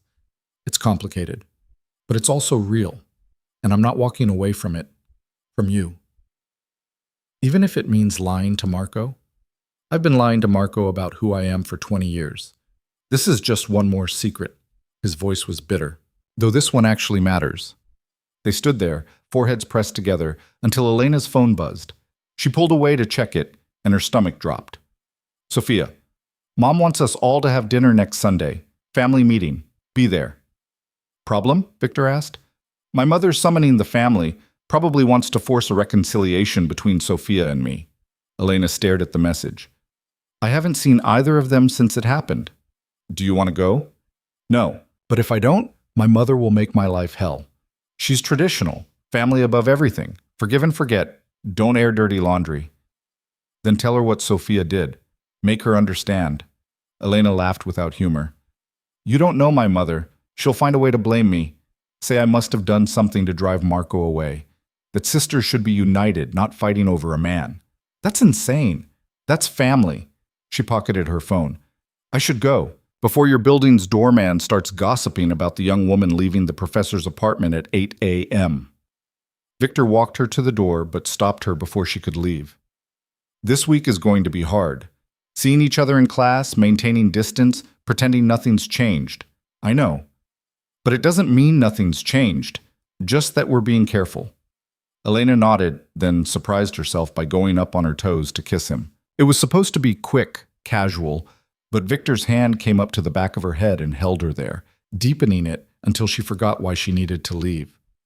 When they finally broke apart, his eyes were dark. "You're making this very difficult." "Good." "Elena, same time next week?" His smile was slow, dangerous. "You're assuming I can wait that long." "We have to, for now." She touched his face one last time. "But it won't be forever." "No," he agreed. "Just until we figure out how to do this without destroying everything." Elena left before she could change her mind. taking the stairs instead of the elevator, emerging onto the street where Sunday morning life continued like she hadn't just upended her entire world. Her phone buzzed with a text from Victor. "Already missing you." She smiled despite everything. "Focus on your dinner with Marco." Victor, "I'll try." Though I'm not sure what I'm supposed to say when he asks advice on winning you back. Elena, "Tell him he never had me to begin with." She meant it. Whatever she'd felt for Marco had been shallow, transactional, based on who she thought she should be. What she felt for Victor was something else entirely, terrifying and consuming and probably going to destroy them both. But she was choosing it anyway. The week that followed was exactly as hard as Victor predicted. Elena sat through 2 lectures trying to focus on Nietzsche and existentialism while acutely aware of every glance, every word, every moment Victor's eyes found hers across the classroom. They texted constantly, late at night, between classes, during lunch breaks. Nothing inappropriate, nothing that could be evidence if someone looked, but enough to maintain connection, enough to remind each other this was real. On Thursday, everything shifted. Elena was walking to the library after class when she heard her name called. She turned to find a girl from her philosophy section jogging to catch up. Kiara, maybe? They'd never spoken beyond class discussions. "Hey," the girl said, slightly out of breath. "Can I ask you something about Professor DeLuca?" Elena's stomach clenched. "What about him?" "Is he always that intense? Like, he seems almost angry sometimes when he's lecturing. Passionate, I guess, but also, I don't know, like he's fighting something." "He's just thorough," Elena managed. "Takes the material seriously." "Yeah, but," Kiara lowered her voice, "Alessia from the afternoon section says he's been even more intense this semester, like something's eating at him, and apparently he never used to teach, just did research. So why start now?" "Maybe he missed it. Teaching, I mean.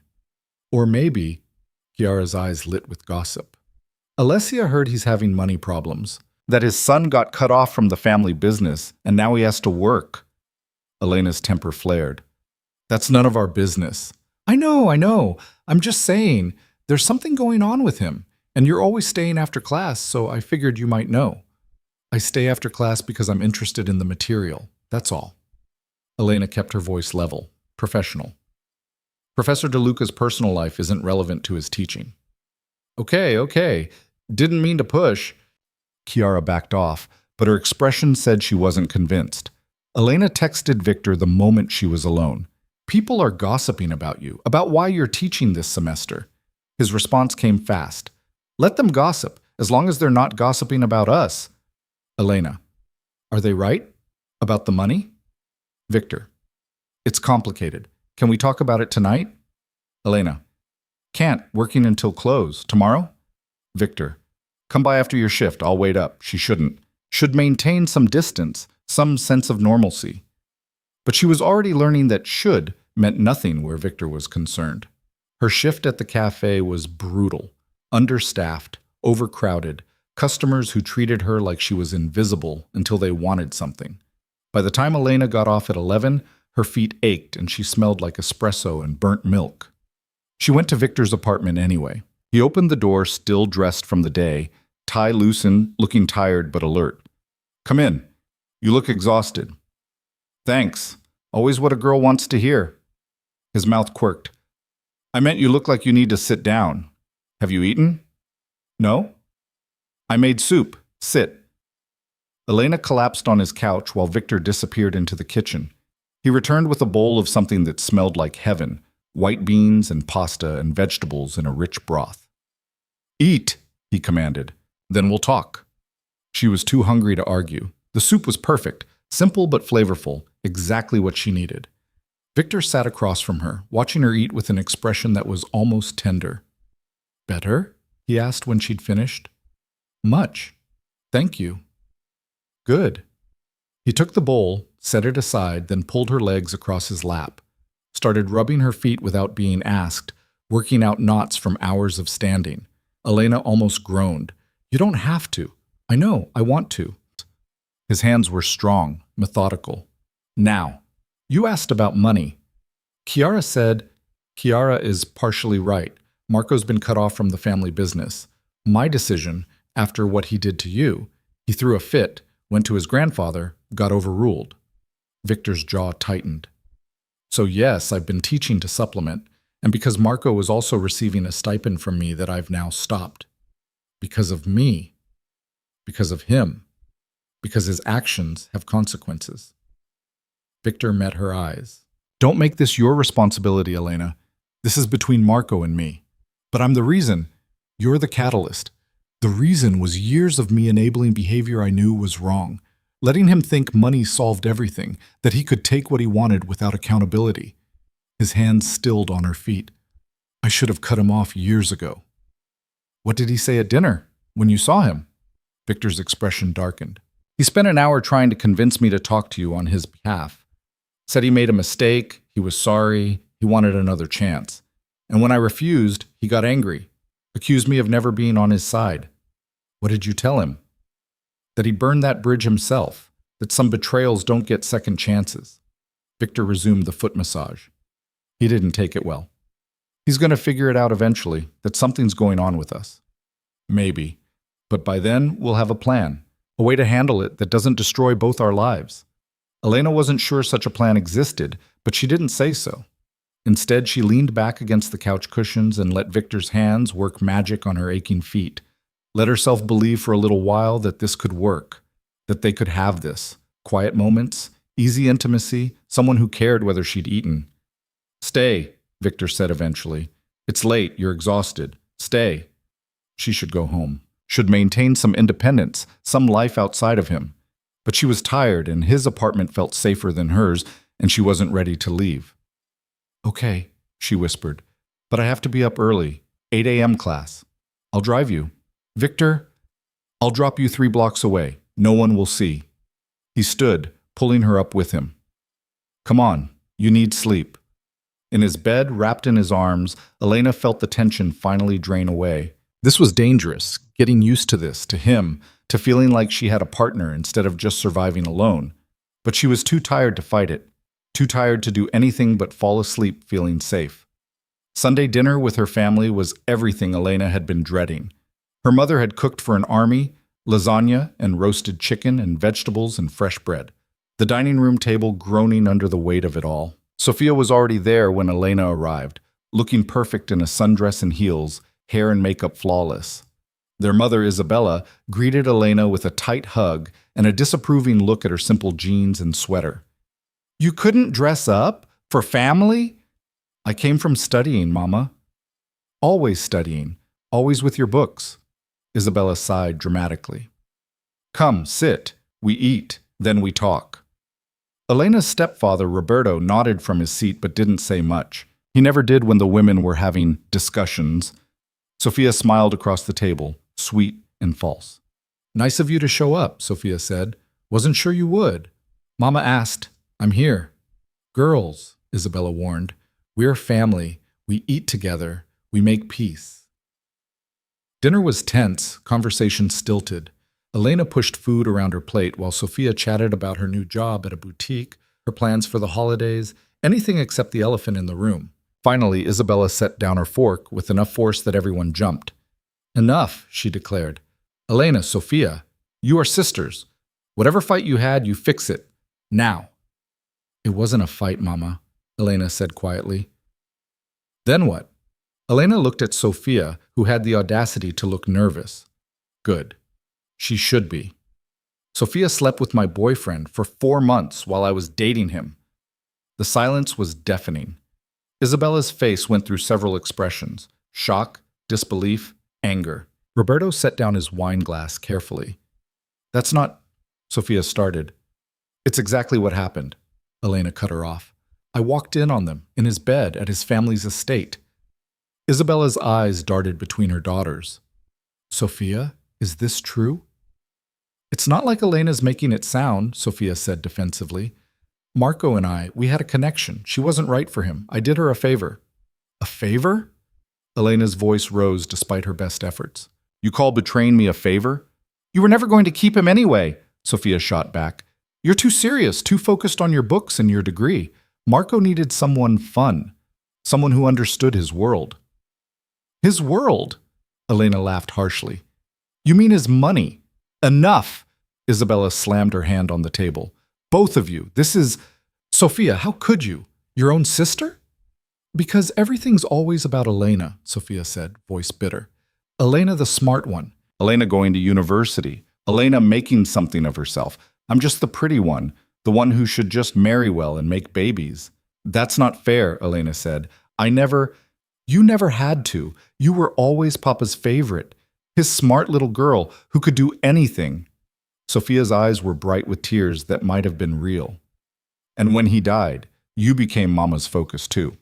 Make sure Elena gets her education. Make sure Elena has opportunities. What about me? You had the same opportunities, Elena said, but something in her chest was twisting. She'd never realized Sophia felt this way. Never thought about how being the focused one, the driven one, might have felt to her little sister. No, Sophia shook her head. I had the same resources, maybe, but not the same expectations. You were supposed to succeed. I was just supposed to be pretty and find a good husband. Isabella looked stricken. Sophia, that's not... I never meant... It doesn't matter, Sophia wiped her eyes. The point is, Marco was mine first, in ways that counted. Elena just... She was the acceptable choice, the one he could bring home to impress his father. I was the one he actually wanted. The words hit like a slap. Elena stood abruptly, chair scraping against floor. I'm done. I'm not doing this. Elena, sit down, Isabella commanded. No, I came here because you asked. I listened. But I'm not going to sit here and let Sophia justify what she did by making it my fault. No one's making it your fault. Aren't you? Elena looked at her mother. You haven't asked if I'm okay. Haven't asked how I felt finding them together. Your first instinct was to make me forgive her, to prioritize family over what she actually did. Isabella's face crumpled. I just want my daughters to be close, like sisters should be. We can't be close, Mama. Not after this. Maybe not ever. Elena grabbed her bag. I'm sorry, but I need to go. She made it to the door before Sophia's voice stopped her. He wasn't good enough for you anyway. Marco. He was weak and spoiled and thought money solved everything. Elena turned back. Then why did you want him? Because he was yours. Sophia's voice was small now, broken. And I wanted to prove I could take something that mattered to you, that I wasn't just the pretty, stupid little sister. The confession hung in the air, raw and honest and devastating. Elena stared at Sophia, really looked at her, and saw someone just as lost, just as damaged, someone who'd spent years trying to prove something that didn't need proving. You're not stupid, Elena said quietly. You never were. That was all in your head. Then why did everyone treat me like I was? I don't know. Maybe because you acted like you didn't care about anything except clothes and boys. Maybe because you were so busy trying to prove you didn't need approval that you made sure you never got it. Sophia laughed wetly. Sounds like you've been taking psychology classes too. No, just thinking about what makes people hurt each other. Elena shouldered her bag. I'm sorry you felt invisible. I'm sorry if I contributed to that. But Sophia, what you did to me, it wasn't about getting noticed. It was about getting even. And I can't forgive that yet. Maybe not ever. She left before anyone could argue, taking the stairs down 6 flights because waiting for the elevator felt impossible. Outside, the evening air was cold and sharp, clearing her head. Her phone buzzed. Victor. How's the family dinner? Elena. Terrible. Can I come over? Victor. Always. She took the metro across the city, watching her reflection in the dark windows. She looked tired. Older. Like the girl who'd believed in fairy tale endings had finally grown up. Victor opened the door before she could knock, took one look at her face, and pulled her inside without a word. Just wrapped her in his arms and let her breathe. Talk or drink? He asked against her hair. Drink first, talk later. He poured scotch, good stuff that burned going down, and they sat on his couch in comfortable silence until Elena was ready to explain. When she did, he listened without interrupting, without offering solutions, just let her process. The worst part, Elena said eventually, is that some of what Sophia said was true. I did get more attention for being smart, more encouragement, and I never thought about what that felt like for her. That doesn't excuse what she did. No, but it explains it. And somehow that's worse, because now I have to decide if understanding means forgiving. Do you want to forgive her?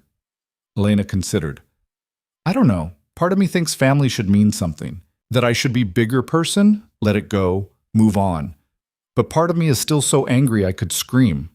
Then be angry. You're allowed. For how long? As long as you need. Victor took her glass, set it aside, then pulled her against him. There's no timeline for healing, Elena. No schedule for when you're supposed to be over it. She curled into him, feeling tears finally come. Not dramatic sobs, just quiet, exhausted crying that had been building for weeks. Victor held her through it, one hand stroking her hair, murmuring things in Italian she only half understood.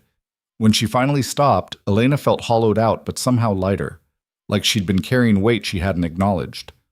Better? Victor asked. Getting there. Good. He kissed the top of her head. Stay tonight. And tomorrow. However long you need. I have class. I'll drive you. Early enough that no one sees. He tilted her face up to look at him. Stop trying to handle everything alone. Let me help. Elena nodded, too tired to argue. Later, in his bed, she finally asked the question that had been bothering her since she'd left her mother's apartment. Victor, do you think people can change? Really change, not just promise to? He was quiet for a moment. I think people can evolve, grow, learn from mistakes. But fundamental character? That's harder. Most people spend their lives being exactly who they've always been, just with better excuses. That's depressing. Maybe, or maybe it's freeing, because it means you don't have to wait for other people to change before you move on. You just accept who they are and decide whether that's enough. Elena thought about Marco, about Sophia, about all the people who'd disappointed her. And is it ever enough, accepting people as they are? Sometimes, if they're worth it, if what they offer outweighs what they lack. His arm tightened around her. But you get to decide that. No one else. She fell asleep thinking about choices and consequences and the space between who people were and who they wanted to be. Fell asleep feeling safer than she had any right to, given that she was sleeping with her professor, lying to everyone she knew, and building something that could explode at any moment. But for tonight, at least, it was enough. They managed 3 more weeks of careful distance before everything fell apart. 3 weeks of stolen hours at Victor's apartment, of texts deleted as soon as they were read, of maintaining perfect professionalism in the classroom while Elena's entire body hummed with awareness every time he looked at her. 3 weeks of feeling like they were building something real, something that might actually survive the impossible circumstances. Then Chiara invited Elena to a party. Come on, she said after Wednesday's lecture, falling into step beside Elena as they left the building. You've been weird and distant all semester. We should actually hang out, get to know each other outside of Kant and existential dread. Elena hesitated. She'd been avoiding social events, avoiding anything that might require explaining where she spent her weekends, who she was texting at midnight. But refusing again would look suspicious. Where is it? Andrea's place. You know him? Sits in the back, never talks, but apparently throws great parties. Chiara grinned. Plus, I heard some of the graduate students are coming, including Professor DeLuca's teaching assistants. Elena's stomach dropped. Victor, Professor DeLuca has teaching assistants? For his other classes. Don't you read the department newsletter? Chiara rolled her eyes. Anyway, Matteo, that's one of the TAs. He's gorgeous and single, and I need a wingwoman. Please? Every instinct told Elena to refuse, but saying no would raise questions she couldn't answer. Fine. What time? 9. Wear something cute. The party was exactly what Elena expected. Cramped apartment, too many people, music too loud for actual conversation. She nursed a beer and tried to look engaged while Chiara flirted aggressively with Matteo, a grad student who did seem nice enough if you could get past the pretension. She was planning her escape when someone called her name. Elena Ricci? I thought that was you. She turned to find a guy about her age, vaguely familiar, grinning like they were old friends. I'm sorry, Luca Marchetti. We had ethics together last year. You destroyed Professor Rinaldi's argument about moral relativism, remember? Best day of class. Elena vaguely recalled the discussion. Oh, right. Hi. Hi yourself. I heard you're in DeLuca's philosophy seminar now. How is he? Everyone says he's brilliant but terrifying. He's good, tough but fair. Just good? Luca moved closer, had to raise his voice over the music. Word is he's the most engaging professor in the department, that students actually do the reading because they're afraid of disappointing him. That's true enough. And? Luca's eyes were curious. What's he like as a person? He never socializes, never comes to department events. Total mystery. Elena kept her expression neutral. I don't really know him as a person. He's my professor. But you stay after class sometimes, right? Chiara mentioned it. Of course she had. Elena's jaw tightened. To ask questions about the material, that's it. Hey, no judgment. Luca held up his hands. Just curious.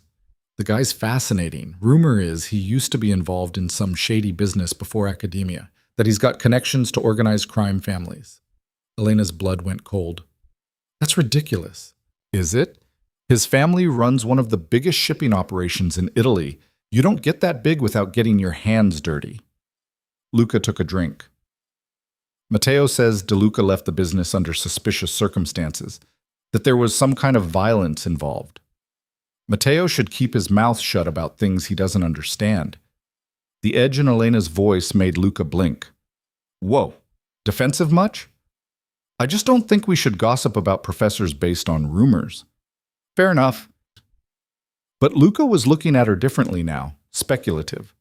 Although it's interesting how protective you are of him.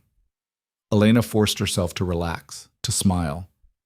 I'm protective of basic decency. There's a difference. She excused herself before Luca could dig deeper, found a bathroom to hide in, and pulled out her phone with shaking hands. Elena, people are asking about you, about your past. What do I say? The response came within seconds. Nothing. Where are you? Elena, party, student thing. I shouldn't have come. Victor, are you safe? Elena, yes, just uncomfortable. People are curious why I defend you. Victor, then stop defending me. Act like I'm just another professor. Elena, I don't know how to do that. A pause, then. I'm coming to get you. Send me the address. Elena, no, that's insane. Someone will see. Victor, I don't care. Send the address. She did, because arguing via text felt pointless. Then she slipped out of the bathroom, told Chiara she wasn't feeling well, and escaped to the street before anyone could ask more questions. Victor's car pulled up 7 minutes later, a dark sedan, engine idling. Elena slid into the passenger seat and he drove off immediately, not speaking until they were several blocks away. Who was asking about me? His voice was tight, controlled. A guy from one of my classes last year. He heard rumors about your family, about the business. What kind of rumors? That you were involved in organized crime, that you left under violent circumstances. Elena turned to look at him. Is it true? Victor's jaw clenched. Which part? Any of it. He was quiet for a long moment, navigating through traffic with precise movements. When he finally spoke, his voice was careful. My family's business operated in gray areas. Import-export, shipping, logistics. Some of it legitimate, some of it less so. I was raised in that world, trained to take over. What changed? I saw what it did to people, the violence, the corruption, the way it consumed everything good. He pulled into an underground garage, killed the engine. When I was 20, my father ordered me to handle a problem, a rival company trying to move into our territory. I was supposed to negotiate. If negotiation failed, I was supposed to send a message. Elena's stomach twisted. What kind of message? The kind that involves breaking bones, burning warehouses, making sure they understood there were consequences for crossing us. Victor's hands tightened on the steering wheel. I did what he asked, and a man died. The confession hung between them, heavy and final. Did you kill him? Elena's voice was barely a whisper. No, but I started the chain of events that led to it, and when I saw his body, when I understood that my actions had ended a life, I couldn't do it anymore. Couldn't be that person. He turned to look at her, eyes dark with old pain. So I left, got Francesca pregnant, used the wedding as an excuse to go legitimate. My father never forgave me, Called me weak, a coward, said I'd disgrace the family name. That's why you became a professor, why you've spent years teaching ethics. Yes, trying to atone maybe, or just trying to be someone different than who I was raised to be. He reached for her hand. Does this change things between us? Elena considered.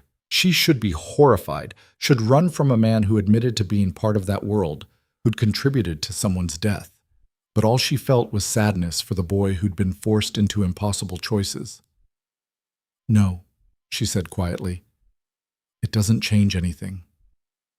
Elena, you're not that person anymore. You haven't been for 25 years. She squeezed his hand. And everyone has a past, things they regret, things they'd undo if they could. This is different than regretting a bad boyfriend, is it? You made choices you thought you had to make. Then you realized you were wrong, and you changed. That takes courage. She met his eyes. And whatever you were then, it's not who you are now. Victor pulled her across the console, kissed her like she was oxygen, and he was drowning. When they broke apart, his forehead rested against hers. How are you this good? He murmured. I'm not. I'm just choosing to see you as who you actually are, not who you used to be. Most people can't make that distinction. Most people are idiots. He laughed, surprising them both. Then he pulled back, studying her face. Come upstairs. Stay with me tonight. I should go home. You should, but I'm asking anyway. Elena went. They spent that night talking, really talking, about everything they'd been avoiding. Victor told her about growing up in a world where violence was currency, where loyalty meant more than life. About watching his uncle gunned down at a family dinner when he was 12. About learning to fight, to intimidate, to show no weakness because weakness got you killed. I was good at it, he admitted, lying in the dark with Elena curled against him. That's what scared me most. How easily I slipped into that role. How natural it felt to hurt people who crossed us. But you stopped. See, because I saw what it would make me. My father, my grandfather, they were hollow men. Powerful, feared, but empty inside. No real relationships, no trust, just transactions and territory. His arm tightened around her. I didn't want that life for Marco. Didn't want him growing up thinking violence solved problems. Does he know? About your past? Some of it. Enough to understand why I left, but not the details, not how deep I was in before I got out. Elena pressed a kiss to his shoulder. Thank you for telling me. You deserve to know who you're getting involved with. I know who I'm involved with. A man who made mistakes and spent 25 years trying to make up for them. That's who you are. She meant it. Whatever Victor had done as a young man didn't define him now. She'd seen who he was in class, how he engaged with students, how he challenged them to think beyond easy answers, how he treated her with respect and care and genuine partnership. That was the man she was falling for. The realization hit her like a physical thing. She was falling for him, maybe had been since that first night in his study, and it was terrifying and thrilling and probably going to destroy them both. But she was choosing it anyway. Monday morning, everything changed.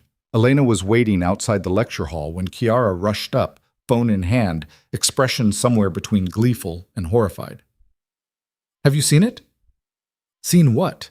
Chiara thrust her phone at Elena. On the screen was the university's anonymous gossip forum, a cesspool Elena usually avoided. But the top post was impossible to miss. Professor D sleeping with student. Who is she? Elena's vision tunneled. She forced herself to read. Reliable source says Professor V. DeLuca has been seen multiple times with the same female student outside class. Late-night coffee runs, her leaving his building early morning, suspicious amount of private office hours. Anyone know who she is? This could be the scandal of the semester. The comments below were already speculating, naming names. Elena's wasn't there yet, but it was only a matter of time. Elena, you okay? You look like you're going to be sick. I'm fine, her voice sounded far away. Just, that's awful, for whoever's involved. I know, right? I mean, if it's true, could just be rumors. But Chiara's eyes were bright with curiosity. Although you have to wonder, he's attractive for an older guy, and he's got that whole damaged, mysterious thing going. Some girls are into that. Elena's hands were shaking. She shoved them in her pockets. We should go in. Class is starting. Victor was already at the front of the room, setting up his notes. He glanced up when students filed in, eyes finding Elena's for a split second. In that moment, she saw that he knew, had already seen the post, was already calculating damage. Class was torture. Elena couldn't focus, couldn't process anything Victor was saying about Hegel and dialectics. Around her, students were whispering, stealing glances at Victor, at each other, clearly speculating. Chiara kept looking between Elena and the professor like she was putting pieces together. When class ended, Victor's voice cut through the noise. Ms. Ricci, a word, please. Every head turned. Elena felt the weight of dozens of stares as she approached his desk, heard the whispers start the moment other students filed out. When the door finally closed behind the last student, Victor's professional mask dropped. We need to talk. My office. Now. They walked in silence, maintaining careful distance. Once inside his office with the door closed, Victor's control shattered. Who knows? He demanded. Who have you told? No one. I swear I haven't said anything to anyone. Then how did this get out? I don't know. Maybe someone saw us or followed us or... Elena's mind raced. The party on Friday. I left early. You picked me up. Maybe someone saw. Victor swore in Italian. This is bad, Elena. The department chair is already asking questions. If they investigate, then what? We haven't done anything wrong. I'm an adult. You're not my advisor. There's no direct power dynamic. That's not how this works. Victor's voice was sharp. I'm your professor. You're my student. That's enough. They'll make an example of us. Of me. So what do we do? I don't know. He ran a hand through his hair, pacing like a caged animal. Maybe nothing. Maybe it blows over if we're careful, if we stop seeing each other outside class. No, Elena's voice was firm. I'm not doing that. I'm not pretending this doesn't exist because other people have opinions about it. Elena, we've been careful. We haven't done anything in public. We haven't given anyone actual evidence. It's just speculation. She moved closer. Unless you want to end this. Of course I don't want to end it, but I also don't want to destroy your future. My future is my decision. Not theirs, not yours. She caught his hands.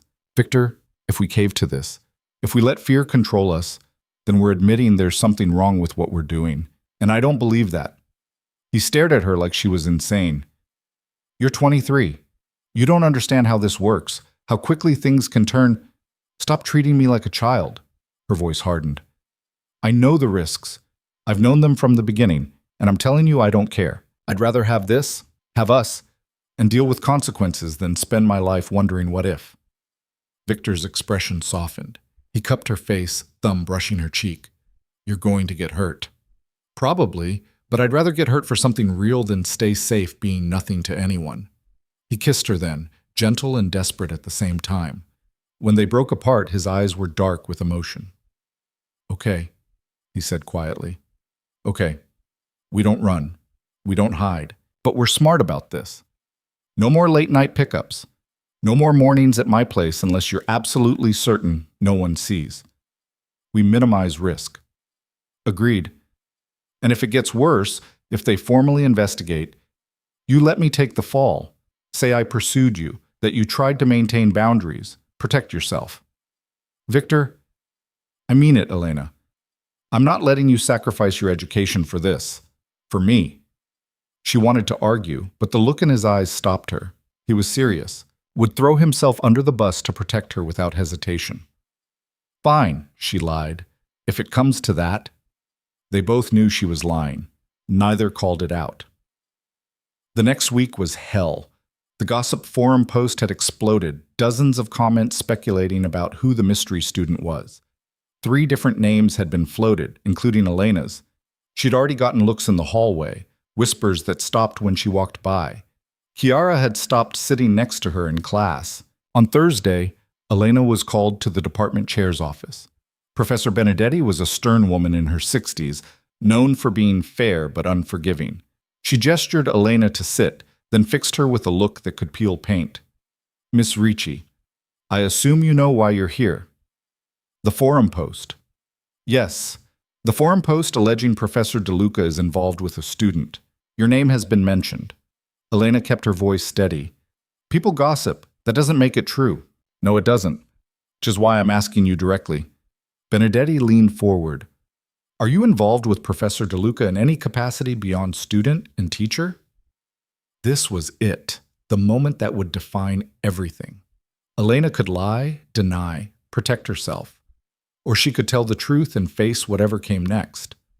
She thought of Victor's hands in hers, his voice at midnight, the way he saw her, really saw her, as an equal, a partner, someone worth fighting for.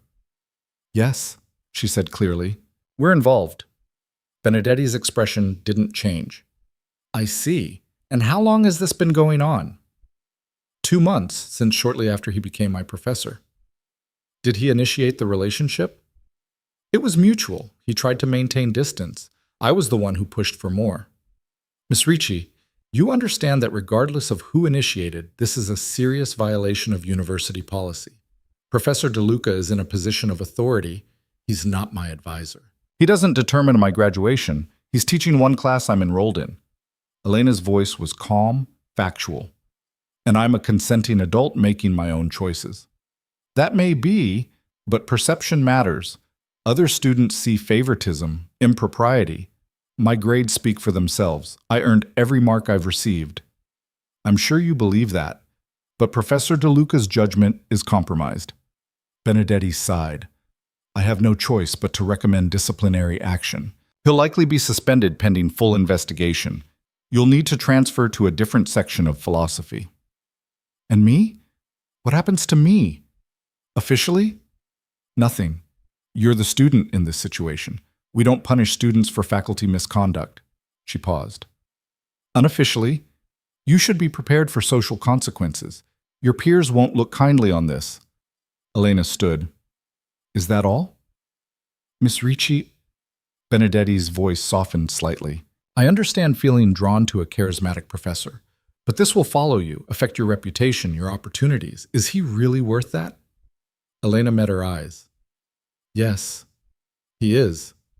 She left before Benedetti could respond, walked straight to Victor's office. He was staring at his computer screen, jaw tight, and she knew he'd already gotten the call. They're suspending you. It wasn't a question. Pending investigation. I'm supposed to clear out by end of day. He looked at her, and something in his expression cracked. You told them the truth. Of course I did. Elena, you should have denied it. Protected yourself. I'm done hiding, done pretending this is something shameful. She moved around his desk, took his face in her hands. You said we don't run, so we don't. This is my fault. I should have been stronger, should have maintained distance. Stop. This isn't about fault or blame. It's about two people choosing each other despite complications. She kissed him softly. And I choose you. Consequences and all. Victor pulled her against him, buried his face in her neck. She felt him shaking, whether from anger or fear or something else she couldn't tell. I'm going to lose my position, he said against her skin, maybe permanently. Then we'll figure it out, together. You don't understand what you're giving up. I understand perfectly. She pulled back to look at him. I'm giving up comfort, easy acceptance, people's approval, and I'm gaining something real, something that matters. That's a trade I'll make every time. He kissed her like she was the only solid thing in a collapsing world, like she was worth every consequence, every judgment, every loss. When they finally broke apart, Victor's phone was buzzing insistently. He checked it, and his expression darkened. It's Marco. He's heard about the investigation. Victor scrolled through messages, face getting grimmer. He knows it's you, says he's coming here. Let him come. Elena, I'm not afraid of Marco, and I'm not going to hide from him. 10 minutes later, Marco burst into the office without knocking.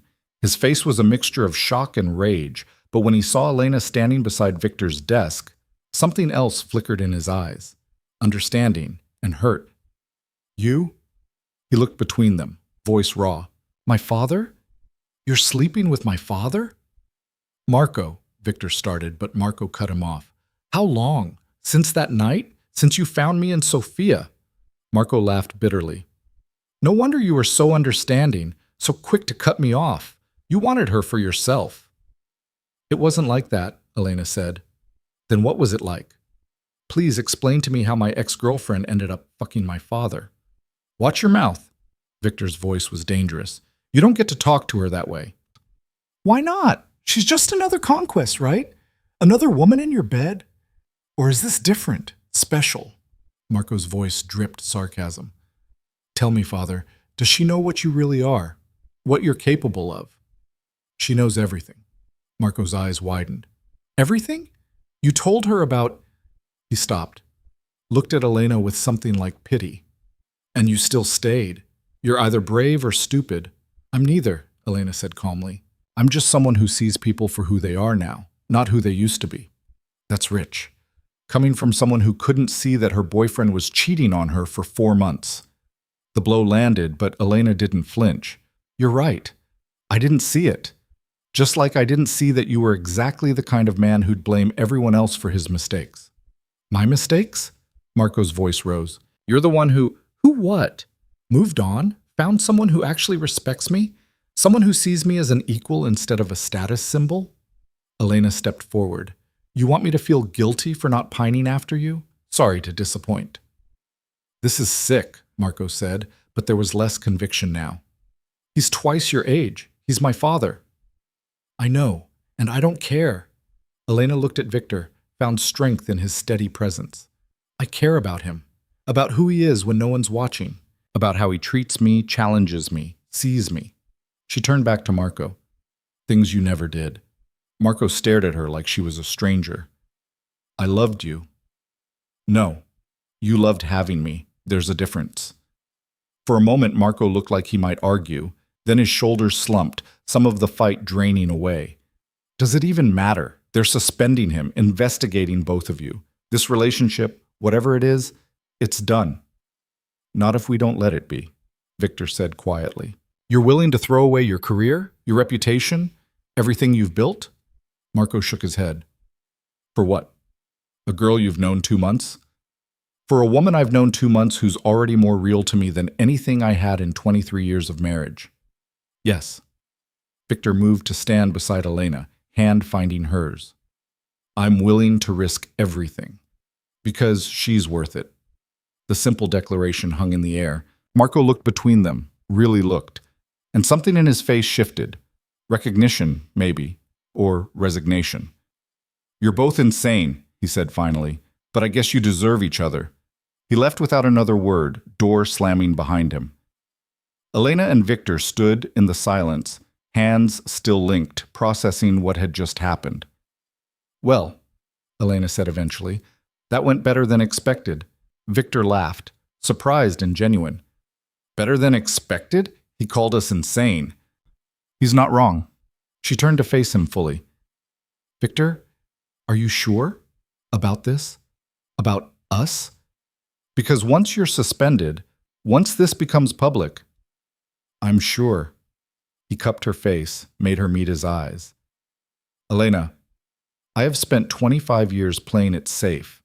Being the respectable professor, the responsible father, the man who colored inside the lines. And I was miserable.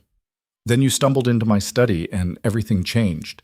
His thumb brushed her cheek. So yes, I'm sure. About you. About us. About choosing something real over something safe. Elena's eyes stung with tears she refused to let fall. What do we do now? Now? We face whatever comes next, together. He kissed her forehead. But first I need to finish clearing out this office. And you need to go to your other classes. Maintain some normalcy. Victor, I'm serious.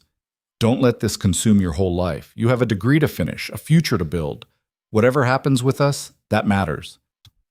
She wanted to argue, but he was right. She couldn't put her entire life on hold, couldn't make him her only source of stability. That wasn't healthy for either of them. Okay, she agreed, but I'm coming over tonight. We're planning our next move. Deal.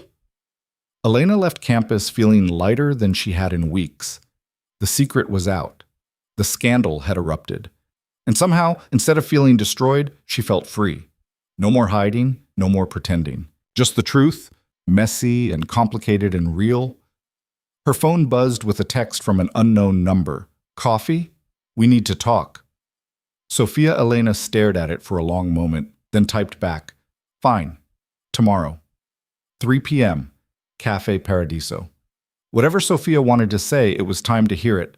Time to stop running from uncomfortable conversations and start facing them head on. Time to stop being the girl who made herself smaller and start being the woman who took up space, demanded respect, chose her own path. Even if that path led straight through scandal and judgment and the wreckage of everything she thought she knew, because on the other side was Victor, was truth, was the possibility of something real, and that was worth fighting for. Sophia was already waiting when Elena arrived at Cafe Paradiso, sitting at a corner table with 2 cappuccinos in front of her. She looked different, less polished, hair pulled back in a simple ponytail, minimal makeup. More like the sister Elena remembered from childhood, before competition and resentment had poisoned everything between them. Elena sat down without greeting, picked up the cappuccino, and waited.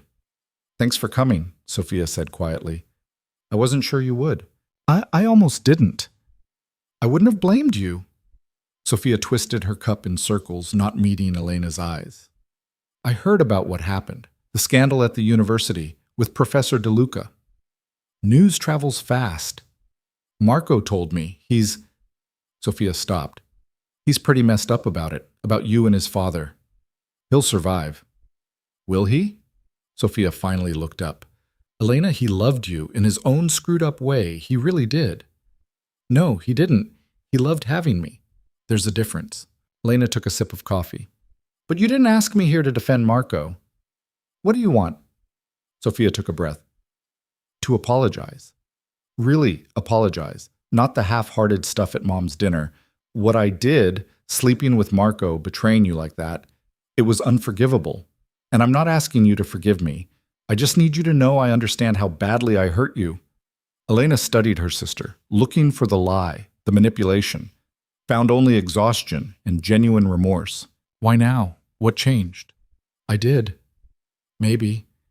I don't know. Sophia's voice cracked. After you left that dinner, Mom cried for 2 hours. She kept saying she'd failed us, that she'd raised daughters who couldn't even be civil to each other. And I realized... She stopped, collected herself. I realized I'd destroyed my relationship with you for a man who didn't even matter, who was never going to choose me anyway. Marco ended things? 2 weeks after you found us. Said he couldn't look at me without seeing his mistake, that I reminded him of everything he'd lost. Sophia laughed bitterly. Ironic, right? I thought I was winning something. Turned out I just lost everything. Elena wanted to feel satisfaction, vindication. Instead, she just felt tired. I'm sorry. Don't be. I earned it. Sophia met her eyes. But you, Elena, you actually found something real, with someone who sees you, even if it's complicated and messy and probably going to blow up your life. How do you know it's real? Because you're willing to lose everything for it. Your reputation, your standing at school, Mom's approval, all of it. You wouldn't do that for something shallow. Sophia reached across the table, hesitated, then pulled back. I envy that. The courage to choose something just because it feels right, consequences be damned. It's terrifying, Elena admitted. Every day I wake up wondering if I've made a huge mistake. If I'm throwing away my future for someone who might... She stopped, couldn't finish the thought. But you're doing it anyway. But I'm doing it anyway. Elena set down her cup. Sophia, I can't just forgive you. Not yet. Maybe not ever. What you did broke something between us that I'm not sure can be fixed. I know. But I'm tired of carrying around all this anger, tired of letting what happened define how I move forward. Elena's voice softened. So I'm choosing to let it go. Not for you, for me, because holding on to it is only hurting me. Sophia's eyes filled with tears. That's more than I deserve. Probably. But it's what I'm offering. Elena stood, gathered her things. I need time, Sophia. Space to figure out who I am without all this history weighing me down. But maybe, someday, we can find a way to be sisters again. Real sisters, not just people who share DNA. I'd like that. Sophia wiped her eyes. And Elena, for what it's worth, I hope it works out. With Professor DeLuca. You deserve to be happy. Elena left before the tears could fall, walked 3 blocks before pulling out her phone to text Victor. But before she could, it rang with a number she didn't recognize. Hello? Miss Ricci, this is Agnesa, from the DeLuca estate. We met briefly. I remember. Is something wrong? That depends. The housekeeper's voice was careful. Mr. DeLuca, the elder Mr. DeLuca, Victor's father. He's heard about the situation at the university. He wants to speak with you. Elena's blood ran cold. About what? I think that's something he should explain in person. Can you come to the estate tomorrow? 2 o'clock? Every instinct screamed to refuse, but something in Agnesa's tone suggested this wasn't a request so much as a summons. I'll be there. She called Victor the moment she hung up. Your father wants to see me. A long silence. He what? Agnes just called. He wants me at the estate tomorrow at 2. Elena heard the panic in her own voice. Victor, what does he want? I don't know. Nothing good. He was quiet for a moment. I'll go with you. No. He asked for me specifically, and Elena took a breath. I need to do this myself, face whatever's coming. Elena, I'm not a child who needs protecting. I got us into this situation as much as you did. I can handle the consequences. My father isn't like other people. He doesn't make idle gestures. If he wants to see you, then I'll deal with it. Whatever he has to say, I can take it. She hoped she sounded more confident than she felt. Just tell me about him, what I'm walking into. Victor spent the next hour on the phone, painting a picture of Antonio DeLuca that made Elena's stomach churn. A man who'd built an empire through violence and intimidation, who valued loyalty above all else and considered betrayal of family, of business, of blood, the ultimate sin, who'd disowned his own son for walking away from the family legacy. He's 73 now, Victor said. Officially retired. But he still has connections, still has power, and he's never forgiven me for leaving. Why does he care about me? Because you're the reason I'm about to lose everything I've built in the legitimate world. The reason his son is facing professional destruction. Victor's voice was grim. In his mind, you're either the problem or the solution. I just don't know which. Elena barely slept that night, running through scenarios, preparing arguments, trying to steel herself for whatever was coming. When she finally gave up on sleep at 5 a.m., she found Victor's car already parked outside her building. He was leaning against it, 2 coffees in hand, looking like he'd slept even less than she had. Couldn't let you do this alone, he said when she approached. I won't go in with you, but I'll drive you. Be close by if you need me. Elena wanted to argue, but the truth was she was grateful. Terrified, but grateful. The drive to the estate took an hour, neither of them speaking much. Victor's hand found hers halfway there, held tight like he was afraid she'd disappear. When they pulled up to the mansion, Elena felt time collapse. 2 months ago, she'd arrived here nervous and excited, ready to meet Marco's family. Now she was returning to face the patriarch of a crime family, her reputation in ruins, her future uncertain. Whatever he says, Victor told her before she got out. Remember, you have choices. You don't owe him anything. Not explanations, not apologies, nothing. Elena nodded, kissed him once for courage, then walked to the front door. Agnes answered immediately, expression unreadable. Miss Ricci, he's waiting in the garden, this way.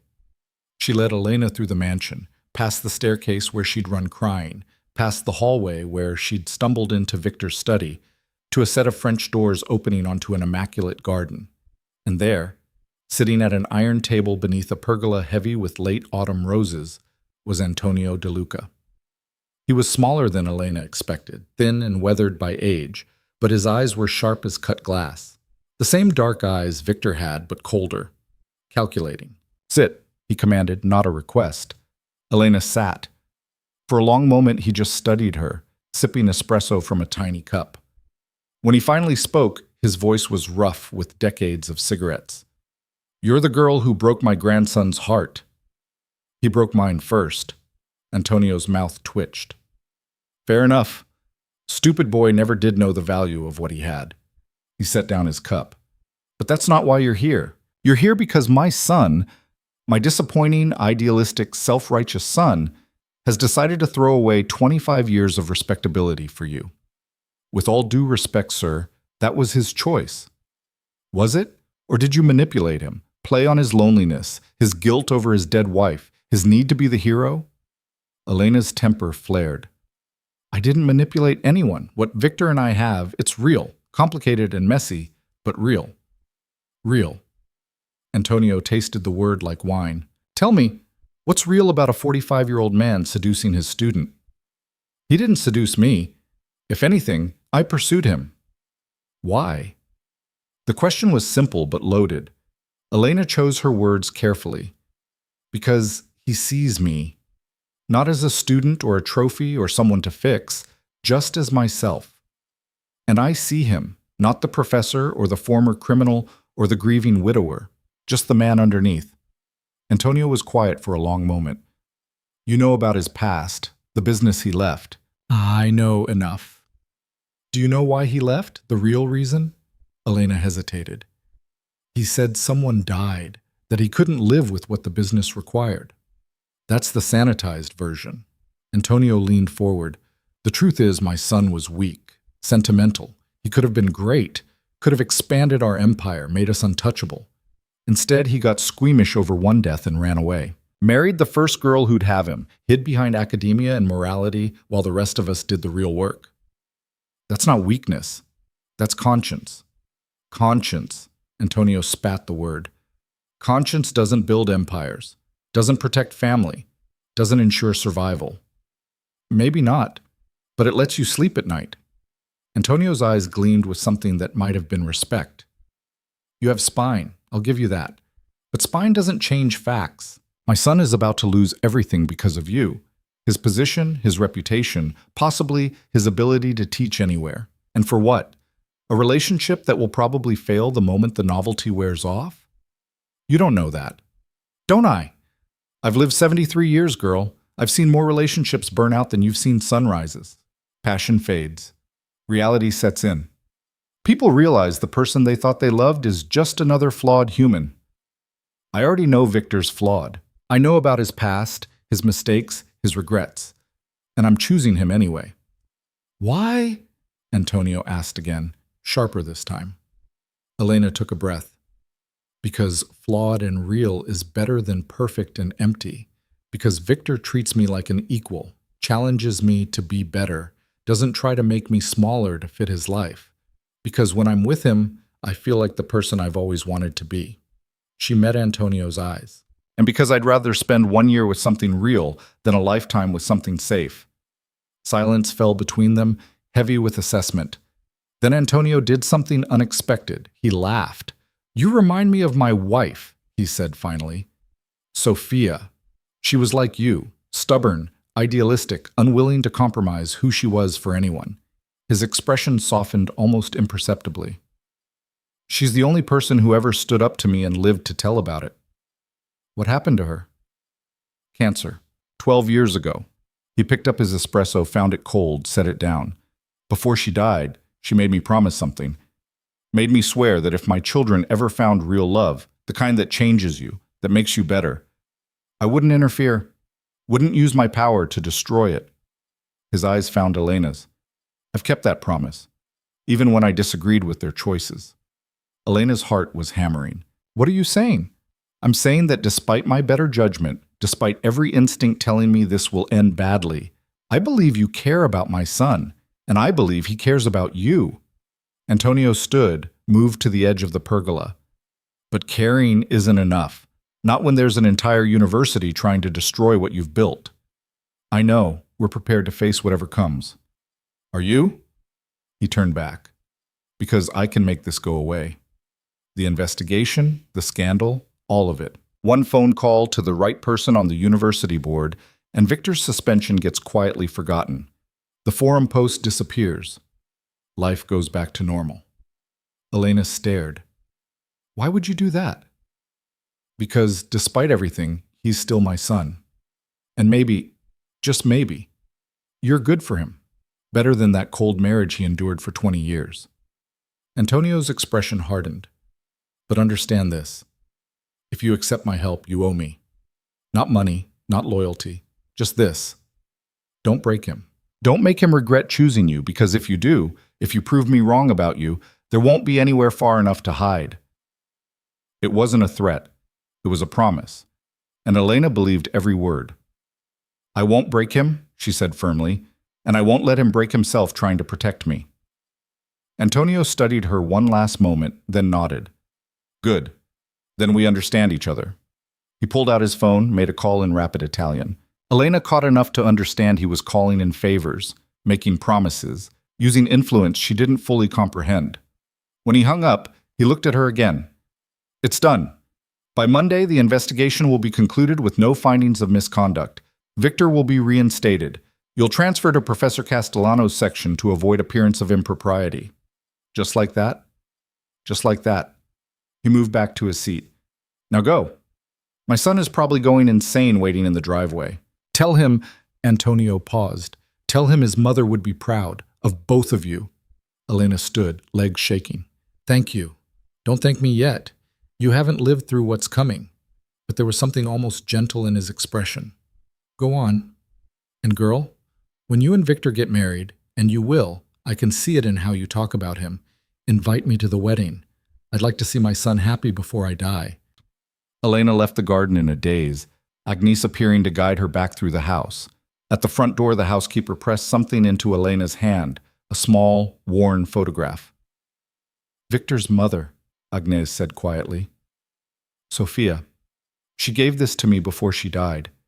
Said someday Victor would find someone who'd remind me of her, and I should give them this.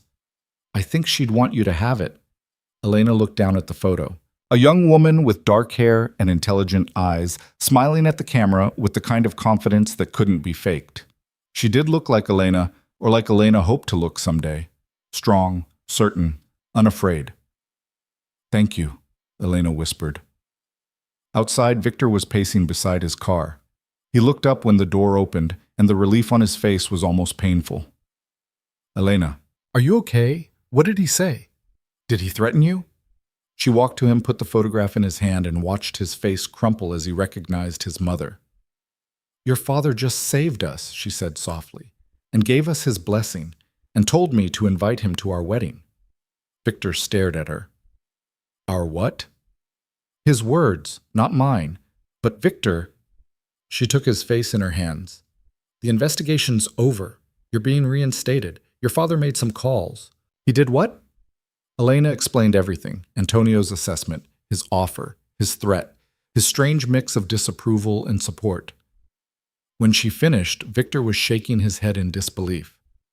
"I don't understand. He's hated me for 25 years. He doesn't hate you. He just didn't understand you." Elena pulled him close. "But he does now, because of us. Because of what we're willing to risk for each other." Victor held her like she was the only solid thing in a spinning world. "I don't deserve you." "Probably not, but you're stuck with me anyway." He laughed, the sound breaking, and kissed her there in the driveway of his childhood home, not caring who might see. The next 2 months passed in a blur of adjustment and rebuilding. Victor was reinstated with a quiet apology from the university.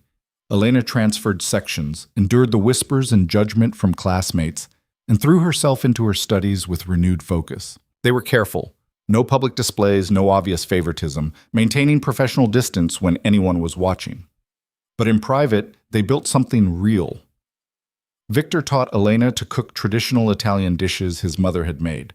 Elena introduced him to modern films and music he'd dismissed as frivolous. They argued about philosophy and politics and whether pineapple belonged on pizza. They learned each other's rhythms, accommodated each other's quirks, figured out how to navigate the age gap and the complicated history. It wasn't perfect. They fought sometimes, about Victor's tendency to be overprotective, about Elena's stubborn independence, about how to handle Marco's continued bitter silence. But they learned to fight fair, to apologize when wrong, to choose each other even when it was hard. 3 months after Antonio's intervention, Elena sat in Cafe Paradiso with Sophia, who'd finally gotten the courage to apply to university herself. "I got in," Sophia said, showing Elena the acceptance letter. "General studies to start, but maybe I'll find something I love." "That's great, Soph." "Yeah."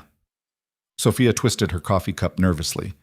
Elena, I know I don't have the right to ask, but would you help me with school stuff, navigating everything? I'm terrified I'll screw it up. Elena considered. 6 months ago, she would have refused, would have held on to her anger, her hurt, her need to punish Sophia for what she'd done. But she was learning that holding on to pain only damaged the person carrying it. I'll help, she said, on one condition. Anything. Be honest with me about what you want, what you're struggling with, all of it. No more competing, no more games, just sisters trying to figure out life. Sophia's eyes filled with tears. I can do that. They were finding their way back to each other, slowly and imperfectly. It wasn't the relationship they'd had as children, but maybe it was something better. Something built on truth instead of expectation. That spring, Victor received an offer from a small private college outside Milan, a position teaching ethics and moral philosophy with complete academic freedom.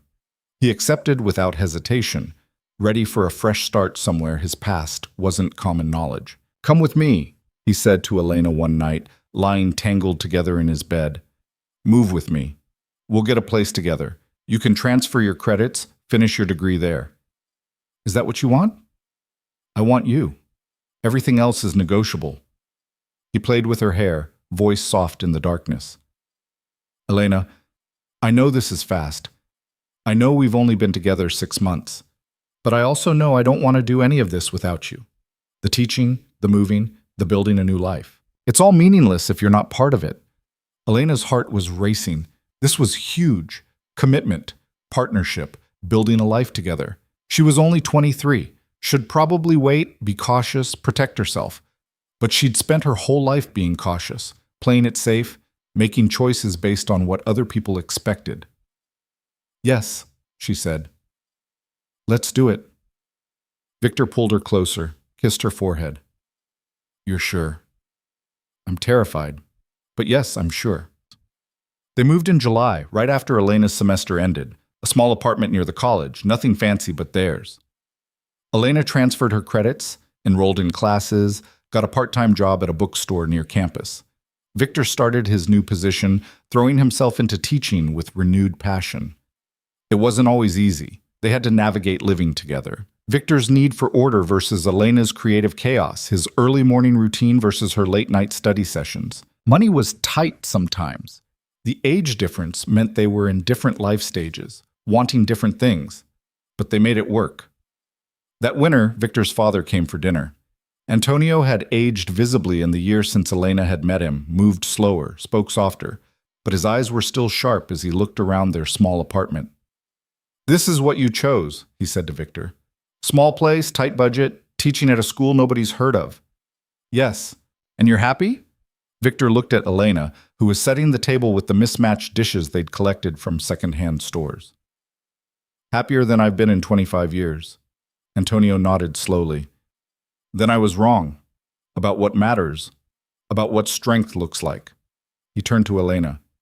Take care of him. And let him take care of you. I will. 2 years later, on a warm May evening, Victor took Elena to the estate, to the garden where she'd met his father, where Antonio had given them his conditional blessing. The old man had died 6 months earlier, heart attack in his sleep, and Victor had inherited the estate along with instructions to do whatever he wanted with it. I've been thinking, Victor said, leading Elena to the pergola where roses bloomed in wild profusion, about what to do with this place. It's too big for just us, too full of complicated history. What are you thinking? A foundation. For young people from working-class backgrounds who want to pursue higher education but can't afford it. We turned the estate into a scholarship program, residential space, support system. He turned to face her. Name it after my mother, after the woman who believed people could change, could be better than their circumstances. Elena's eyes stung with tears. Victor, that's perfect. You think so? Because I was hoping you'd help run it. Use that philosophy degree you're about to finish for something practical. I'd love to. He pulled a small box from his pocket, and Elena's breath caught. I know we said we'd wait, that we'd be practical and smart and do things the right way. But I'm tired of waiting, tired of pretending I don't know exactly what I want. He opened the box to reveal a simple gold band set with a small emerald. Elena Ricci, will you marry me? She was crying now, really crying, nodding before she could form words. Yes. Yes, of course. Yes. He slid the ring on her finger. It fit perfectly, like he'd known it would, and kissed her as the sun set over gardens his mother had planted decades ago. They married that fall in a small ceremony at the estate. Sophia was there, now a sophomore studying social work, dating a kind man who treated her well. Isabella and Roberto came, her mother finally understanding that happiness looked different than she'd imagined. Marco sent a card but didn't attend. He'd moved to Rome, was engaged to someone appropriate, seemed to be finding his own path. Antonio wasn't there to see it, but Elena felt his presence anyway. Felt the weight of his conditional approval, his grudging respect, his hope that maybe love was worth risking everything for. 5 years later, Elena stood in the main hall of the estate, now the Sofia De Luca Foundation, and watched 17-year-old scholarship recipients arrive for their first year of support. They reminded her of herself at that age, scared and determined, hungry for opportunity, willing to work for something better. "Ready?" Victor asked, coming up behind her and wrapping his arms around her waist. He was 50 now, silver threading through his dark hair, but he moved like a younger man. Happy looked good on him. "Ready," Elena confirmed. She was 28, had her master's degree in ethics and philosophy, and ran the foundation's academic program. She also taught 2 classes at Victor's college, though they were careful to maintain professional boundaries. They'd built a good life. Not perfect. They still fought sometimes, still struggled with money and family and the challenges that came with any long-term relationship. But it was real and honest and theirs. That evening, after the students had settled in and dinner was over, Elena and Victor walked through the gardens. The roses were dormant now, winter coming on, but the bones of the garden were beautiful anyway. "Do you ever regret it?" Elena asked. "Choosing this. Choosing me. Over the easier path." Victor stopped walking, turned to face her. "Not once. Not even for a second. Even though it cost you your career at the university? Your relationship with Marco? Your father's approval for so long? Even though..." He cupped her face, thumbs brushing her cheekbones. "Elena, you gave me back my life. Made me remember what it felt like to want something, to fight for something, to believe something mattered beyond survival." He kissed her softly. "I'd make the same choice every time." "Good," she said against his mouth, "because I have news." "Oh." She pulled back, took his hand, placed it on her stomach. "We're having a baby." Victor's face went through several emotions at once. Shock, joy, terror, wonder. Are you sure?" "Very sure. About 8 weeks along." He pulled her against him, held her so tight she could barely breathe. When he finally let go, his eyes were wet. "I'm going to be a father again." "A better father this time," Elena said gently. "One who's present, who chooses love over obligation." "Yes." He pressed his forehead to hers. "We're really doing this. Building a family. We really are." They stood there in the garden as darkness fell. 2 people who'd found each other in the middle of betrayal and scandal and impossible circumstances. 2 people who'd chosen each other despite every reason not to. 2 people who'd built something real from the wreckage of their old lives. 7 months later, their daughter was born. They named her Sophia, after Victor's mother, and she had dark eyes and Elena's stubborn determination.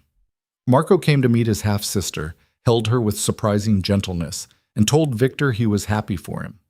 It wasn't forgiveness exactly, but it was progress. Sophia became Sophia's favorite aunt, bringing ridiculous gifts and spoiling her niece shamelessly. Isabella mellowed with age, accepted that her daughters had chosen their own paths, took pride in the foundation they'd built. And every year on the anniversary of the night Elena had stumbled into Victor's study, they returned to that room, still locked to everyone else, still preserved exactly as it had been.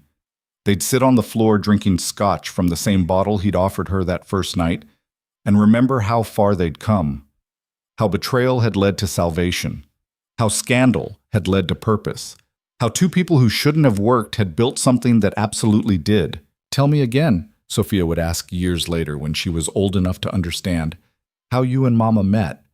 And Victor would smile, pull his daughter onto his lap, and tell her the truth. "Your mother walked through a locked door that shouldn't have opened, and everything changed." Like magic? Like fate, Elena would correct, sitting beside them. Like two people who needed each other finding their way through impossible odds. And they lived happily ever after? Victor and Elena would exchange a look that held 20 years of fights and reconciliations, challenges and triumphs, the real messy work of building a life together. They lived, Victor would say finally, really lived. And that's better than any fairy tale.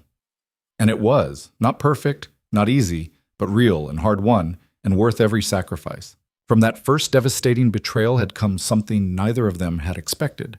A partnership built on truth, a love built on respect, a life built on choosing each other every single day. Elena had walked into that mansion thinking she was meeting her boyfriend's family. Instead, she'd met her future, had stumbled through a locked door into a room that changed everything. And she'd never once looked back, because some doors, once opened, lead exactly where you're meant to be. Even if you didn't know you were looking, even if the path is harder than you imagined, even if it costs you everything you thought you wanted. Sometimes the best things come from the worst moments. Sometimes love finds you in the wreckage. Sometimes the person who sees you isn't the one you expected. And sometimes, just sometimes, choosing the impossible over the easy is exactly the right choice. That was their story. Messy and complicated and real. Born from betrayal, forged in scandal, built on the foundation of two people refusing to let the world tell them who they should be. It wasn't the story Elena had imagined writing when she'd put on that too-tight dress and driven to Marco's estate all those years ago. It was better.